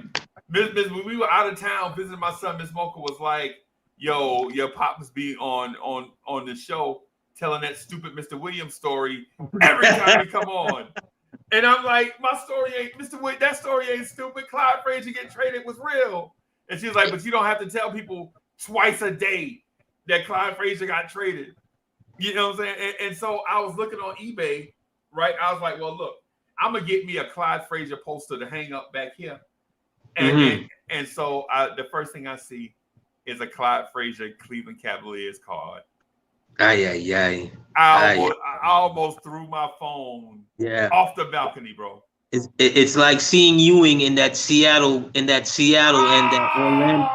Orlando jersey, yo. It's like I'm like, what? I mean, the Seattle jersey was bad, but that Orlando jersey was just whoa, just like no, Pat, no. Right. And I know it's for the love of the game and you trying to hang on, but it used to hurt me just to see him in those uniforms. You know what I mean? And you can't tell another man how to make his money and so forth. And his love and his dedication to the sport that he's given his life to. Right. But to watch him outside of, not seeing New York across his chest and just like for this morning, I woke up early and just, I always, fiddle around a little bit just to look back at some things before we get on and stuff. Right. And I was looking at some of the 50 greatest moments, and these wasn't even the greatest moments that we would think of, but one of them was the Miami series where he catches baseline and he dunks on Mourning. Oh, Mourning, yeah. And he's just belligerent. And he's cussing out. He's cussing everybody. He's cussing his team out. He's cussing the bench. He's cussing the bump. He's cussing out everybody. It's New York. You could see it. You could see the words and the venom and everything just coming out of his face and his pores. And you heard him yell and you yelled. You know what I mean? I remember we used to yell so bad. My mother used to come in and she would be like, "Yo, what is the problem?" And you have to compose yourself to be like, "Mommy, we're watching the game right now. We're gonna be back. We're gonna be down in a few minutes, but and then she would leave, and then that anger and that fury would get right back because he was the head of the stake. He's the one that gave you that. Me and my brother used to meet. Our bedroom doors were like opposite ends of the floor, and we would meet and chest bump, bang. Yeah. We just knew what time it was to chest bump. We'd meet, bang, knock it. You would thought we was on the floor, but he gave you that energy. So when I saw it this morning, when he cocked back and dropped it on Mourning's head, and he cussed out everybody in the team, and he wanted it, and you're like, and he's telling you to give him the ball, and it's just you don't forget those days. So to see him in his latter part in that god awful winter Seattle green. Oh, Lord have mercy. Woo! Oh my God. And it wasn't just that, bro. It wasn't just seeing him in that Seattle uniform. It was the fact that he was washed up in that. Yes. Man, to see young centers dunking on Pat Ewing, you know what I'm saying, and talking trash to him. That's what bothered me, man. Like you see Pat protecting the rim, and dudes not even think about going to the basket. They like, oh, that's just Pat Ewing. They just gonna go straight to the basket. Man, Rasheed Wallace did Pat Ewing so dirty. Rasheed Wallace did Pat Ewing so dirty. I was so mad at Rasheed. But what do you expect from a young bouncy big man? You're supposed to. Yeah, but I was like, it's your turn. It's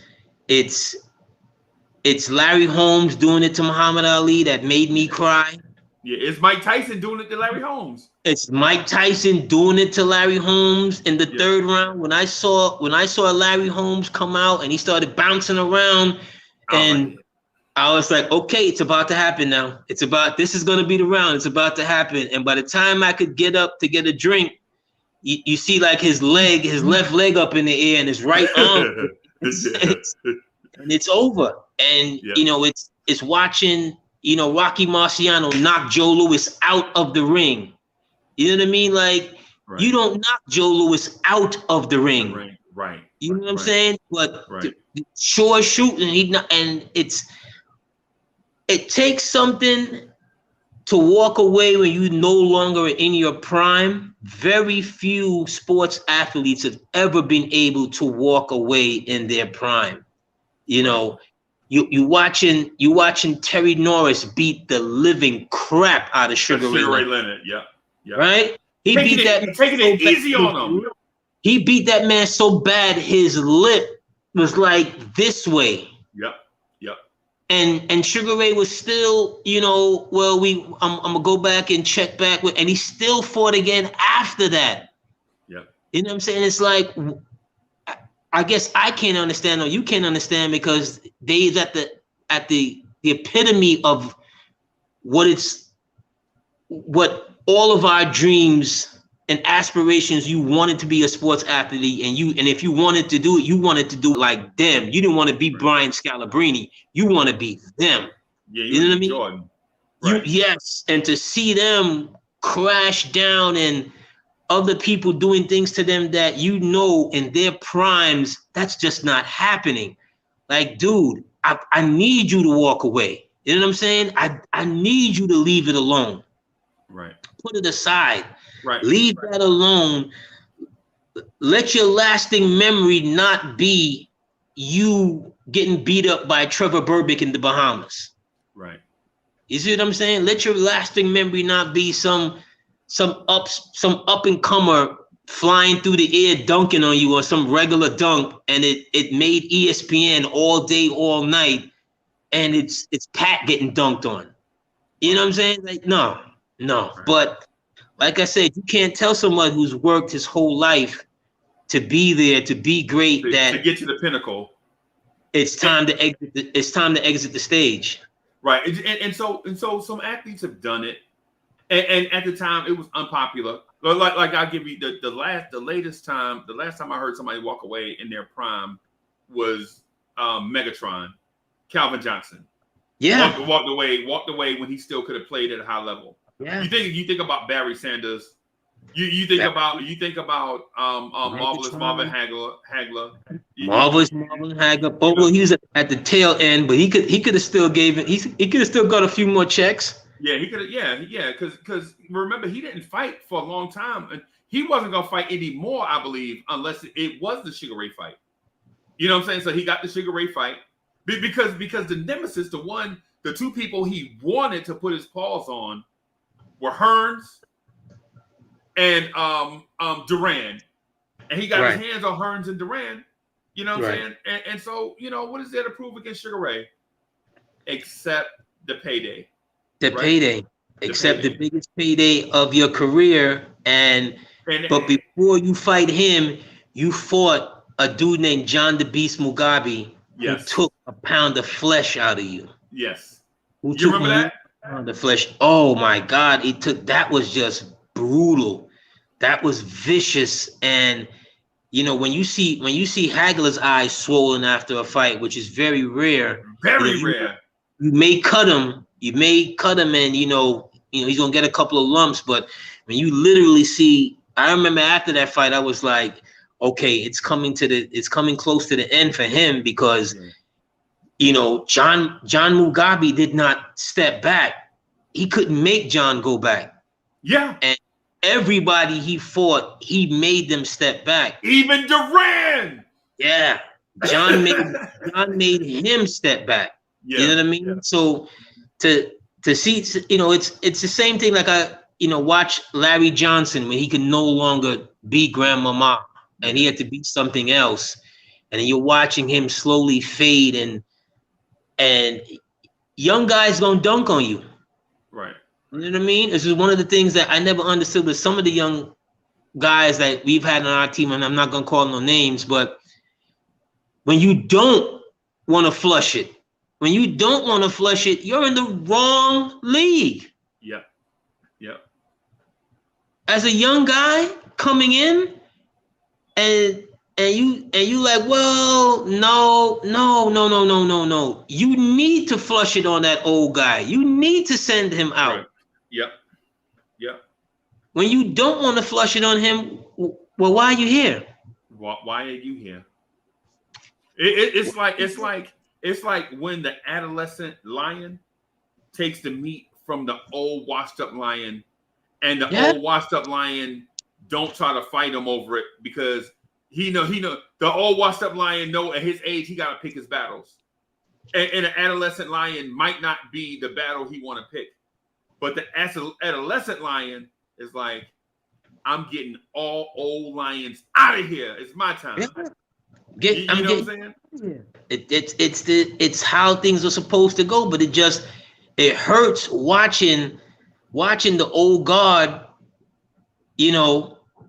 having to, get the uniform ripped off of him. Right. Because they don't know when to exit the stage. They don't know when to be graceful and call it a day. You got to rip it off of him. You got to, the league, the organizations have to embarrass you. And, I remember just reading back on some of the old baseball players like Babe Ruth, and he's like a third base coach at the end. And, that dude was known as the Sultan of SWAT. You know what I'm saying? Like a Boston Celtics Shaquille O'Neal. It don't even look right. Oh my God! When I saw Shaquille, at one point he looked like he was at a Wet n Wild park when he goes streaming across the floor. And I wasn't the hugest Shaquille O'Neal fan, but as a basketball fan, I was like, my God! I was like, nah, Shaq, it's time, baby. Yeah. Like if you watch back this ESPN when you're making the highlight, the big blooper of the day, and you look like a submarine that's getting pulled in by the tugboat. You're splashing off the floor. Like, no, that can't be you. You're the big Aristotle. Right. Look like Hakeem Olajuwon on the Toronto Raptors. Yes. Oh my gosh. In that ugly dinosaur uniform, you're like, oh my God. How is Hakeem Olajuwon getting dunked on? No. Bro, this is so crazy. And they're always the last to know it's over. Right.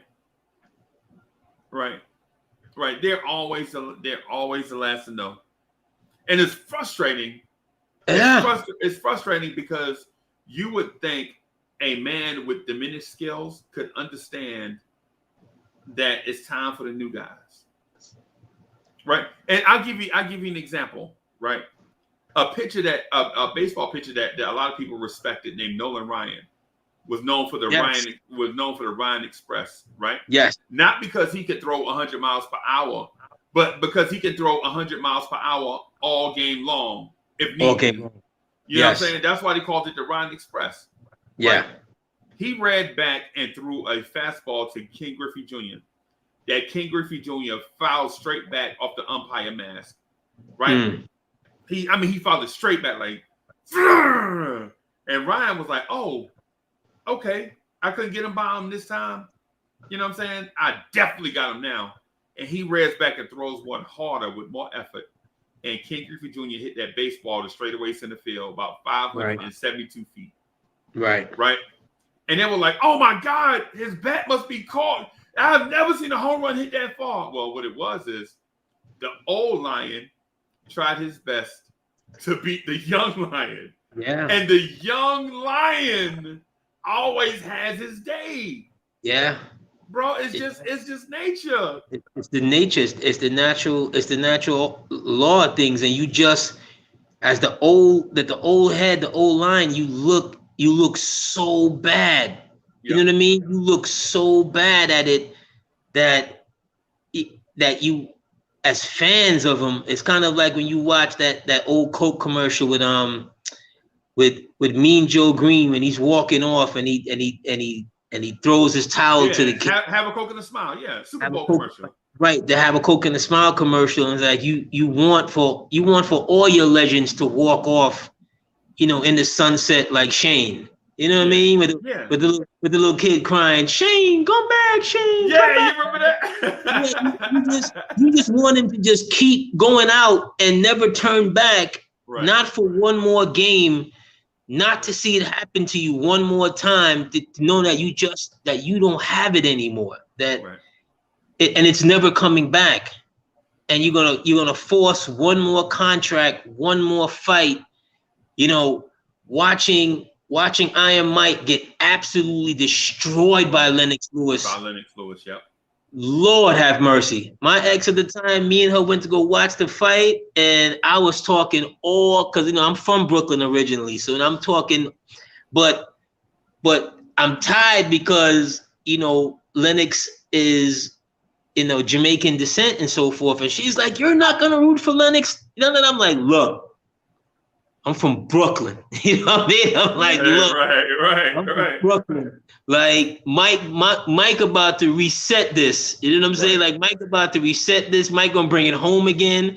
Yeah. And by the second round, she kept giving me that look like, this ain't quite what we expected. This ain't quite what we thought it's gonna be. And by like the fifth round, where Mike can't even get out of the punches anymore. Yeah. And the whole living room is quiet. Yeah. And she's rubbing my back and she's like, "Baby, it's gonna be okay. It's gonna be all right." It's not. Like, no, it ain't never gonna be all right. Like, did you just see the man? That man got hit with an uppercut. I swear he went up out of the ring when he got hit with that uppercut, yo. I thought like he was like a video game. Yes, we got into the car and I was just quiet the drive all the way. I didn't have nothing to say. And it was one of those nights, to her credit, she didn't tease me and carry it on. I mean, she went in the next day. Yeah. But for the rest of that night, she just let me be because I was going to put money on the fight. Right. Oh, and she was the one that was like, "Look, I'm telling you right now, if I hear that you made any bet on this fight," because she heard me talking to someone, I was like, "Yo, I got 100 on Mike. Mike wanted to do it. I'm telling you right now, if I hear that you bet on that fight, that's it." I didn't bet, but the house that we was at to watch that fight, I mean, the whole house was just like, "What just happened here?" Right. Because Mike was our guy. Right. And it was, and so I had 50 on that fight and lost, but whatever.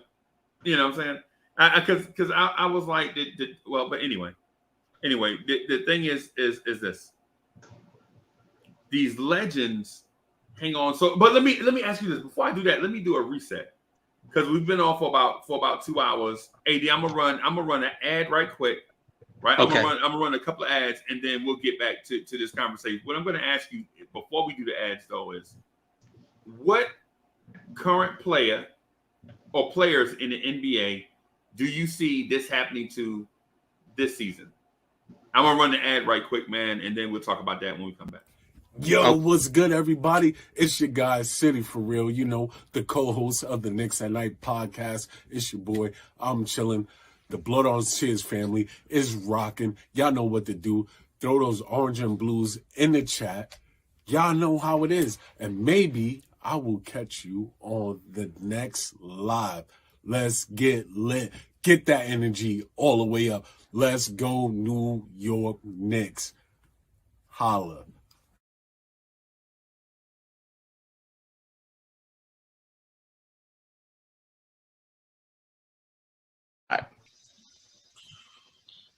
Hi, this your boy Free Keith. I'm star of the hit YouTube show Knicks Freestyle.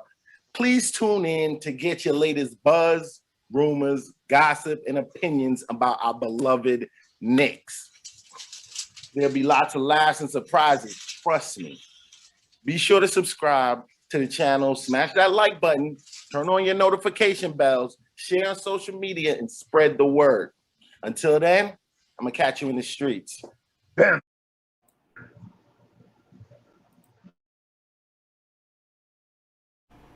Yo, you want to win your fantasy football league or what? You know what I mean? You ain't tired of finishing in fourth place? You ain't tired of dudes coming to you with whack trade offers and whatever trying to play you? Come on to the Dear Mr. Fantasy Football page, our page on YouTube. We're gonna do position breakdowns and rankings. We're gonna talk some NFL football too. We're gonna get in depth. We'll do offensive line rankings, defensive line rankings, defensive rankings, all of that stuff, so you'll be prepared to put in your best lineup. Come through. Your man Uncle Freezy will be there. Come through, hang out with your man Uncle Freezy. Share, like, and subscribe later.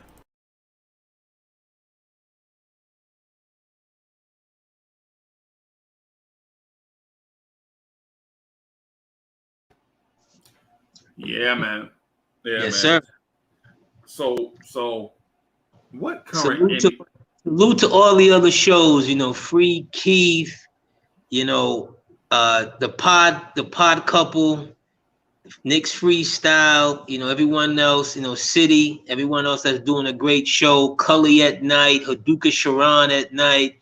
You know, I'll be popping in from time to time on everybody else's show. And I wanna tell you, Freezy, you know, the latitude that you've given not just myself on your platform and so forth, but everybody else on the platform, I think, and I think I speak for everybody else when I say, you know, thank you. And, you know, you've done a good thing for, you know, for Knicks fans who, you know, before Sim show and so forth, like after, when the game is over, when the season is over, you don't really got, besides your men's or at the barbershop, you don't really got anybody else to talk to. Or we didn't know that there's so many of us out here. We just want to keep the party going. It's like the after party's after party. Right. We want to keep the party going. So I just want to tell you thank you, you know, for being a part of the after party, so we don't have to go home. Right. And so I appreciate that, man. I appreciate the recognition. But the thing about that though is I realized early on that there are a lot of people that are good pugilists in conversation. Like they know how to express themselves and in a way that's interesting to others. So why not give everybody the platform, the latitude to do that and share those talents with other Knicks fans who may not be able to express themselves like an AD who we say is smooth as cognac and doesn't need a chaser. You know what I'm saying? Or a guy like City for real with all the Knicks energy, you know what I'm saying? Or a G-Man for life, you know what I'm saying? That loves the conversation. So why not give everybody that opportunity to do that? It's a win for the Knicks fan. You know what I'm saying? Because the Knicks fan, because you can tune in and on a channel and watch different points of view from different personalities that express themselves differently, that still can keep you entertained about a singular topic, and that's the Knicks. You know what I'm saying? So it's like going to the buffet. You can eat all different types of entrees, but it's still all food.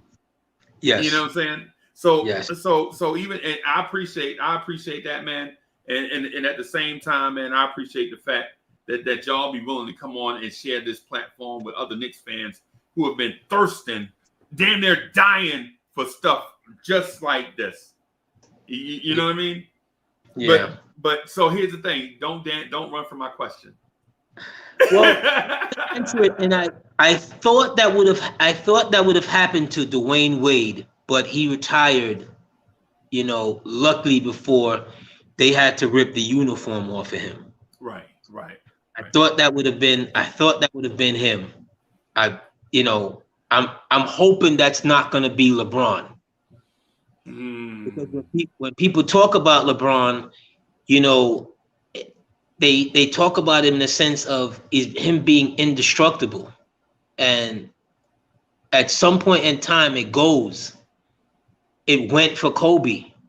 Yes. In Kobe's 19th and 20th year, when they're talking about when they put Nash on the team and, after Nash was no longer, and they were talking about, how they were going to restructure it. And I'm like, Kobe, the heart is still there.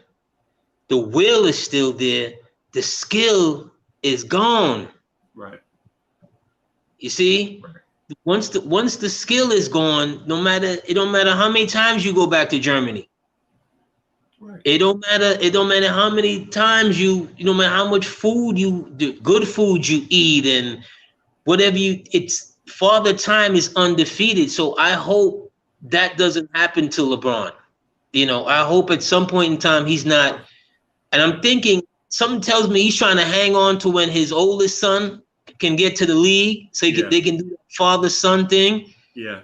I'm like, my guy, I hope it's not going to be a case where you're hanging on and you're going to be the 8th or 9th guy off the bench, or you're going to derail some team's future because you're LeBron and you don't want to step out of the limelight to give somebody else that shine, that it's now their time.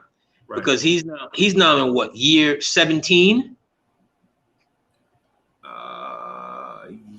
Year 18 coming up? Or year 18. So you can look at it that he's going to play at least 3 more years. Yeah. After that, be rough, bro.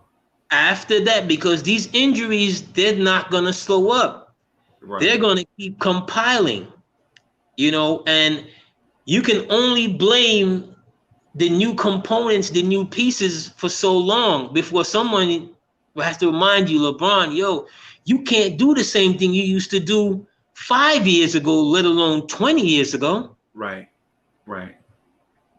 You know what I'm saying? Right. So I'm hoping that it doesn't happen to him. That he'll know when it's time to go, because Kareem's record, there's a lot of points. Yes. That's a lot of points. Yes, that's a lot of points. And remember, all his points they don't have 3-pointers in it. Right. He never made a 3-pointer. Ever. Them's a lot of hook shots. Yes. My God. Them's a lot of hook shots. Yes. So, hopefully I've answered your question. I thought it would have been Wade, but it's definitely LeBron. Hopefully he doesn't let that happen to himself to where, we're looking at younger guys catching their up and coming, catching their dunk on him, and he knows when to exit the stage. I think it's going to be, and I know this is going to sound like sacrilege, but I think it's going to be Chris Paul. I think Chris Paul is the one, bro.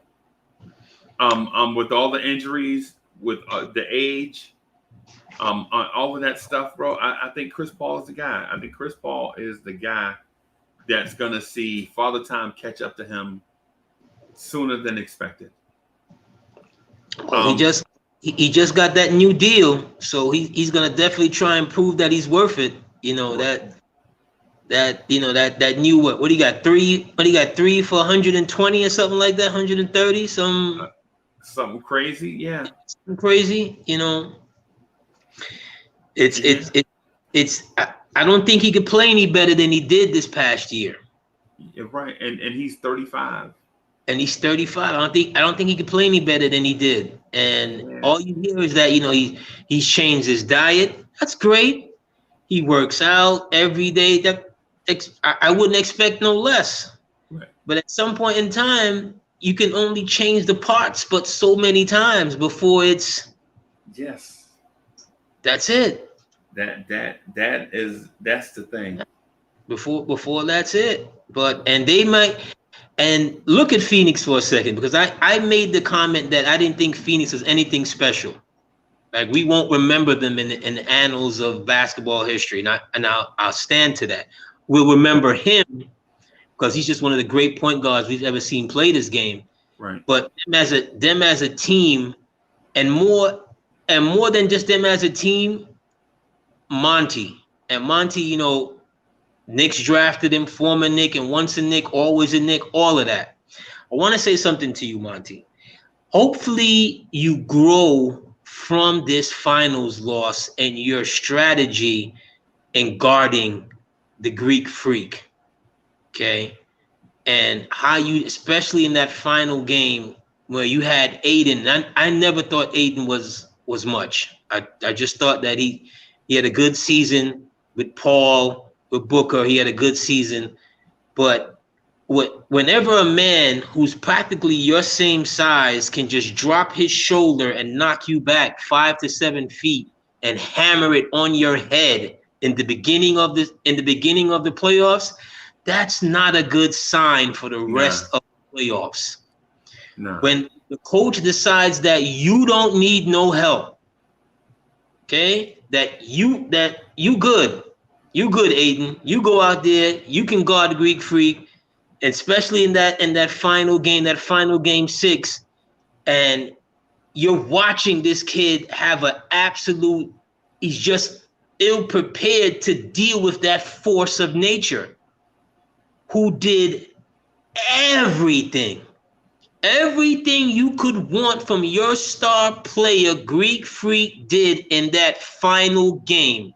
You wanted assists, he gave it to you. You wanted shot blocking, he gave it to you. You wanted rebounding, he gave it to you. You wanted a 50-piece, he gave it to you. You needed clutch scoring, timely scoring. Yeah, man. Yeah. You wanted to go to the free throw line, he gave it to you. And you didn't do your young star, whatever they think of him internally in Phoenix, where they think, well, he's a future piece and they could groom him, whatever. You did him no favors. Yeah. There is no way I'm going to let Greek Freak go at me like that, and I'm not going to double him. Right. I'm just going to allow him to eat up my young guy like that. Right. From the get-go, I'm just going to allow him to eat him up like that. I'm not going to throw something different. I'm going to stay the course and stay to my game plan and not change it. Loggerheadedness like that, those type of coaches, I have a hard time with going into it after, even though you've had a great year. Right. Because I need to understand, would you do it any differently? Right. If looking back on it, you tell me that no, I wouldn't do it any differently, whatever. You're not the coach for our organization long-term success. Right. You have to have a plan B. Yes. There has to have a plan B. Something. I'm not gonna watch the championship just go away because you think that there's no other way, and you're gonna come up with excuses as to why you kept it that way, why you stayed the course that way. And like I said, I'm not the biggest DeAndre Ayton fan, so maybe I'm a little biased, but I wouldn't have gone that route. Not when other teams showed you what you could do differently defensively against Greek Freak to make it more difficult, and you just stayed there with that. Right. Hey, AD man, I gotta go. I got a meeting at 6:00. Yes, sir. I got an organizational meeting 6:00. Hey, all right, Fish, if you're watching, I'm gonna hit you up later. Devon Fisher, I'm gonna hit you up later. So Fish had an excellent idea. I ain't gonna share it on screen yet because I gotta make sure. Excuse me. He and I put some things together, but I think we may be doing a joint that will air right before Knicks Old School. So we might be getting like 2 shows back to back on Sunday afternoons. But I gotta talk to Fish about it. Okay. Yeah. Okay. And so we'll talk about he and I will talk about that. AD man, it's been a pleasure as usual. Always. Knicks family, peace to everyone in the chat. You know, all of the podcasts and so forth. You know, it's always a pleasure to kick it here with my brother, Uncle Freezy. You know what I mean? Knicks family for life, and I mean that. For sure. Thank you, everybody, for tuning in. We'll holler at y'all next Sunday afternoon. Peace.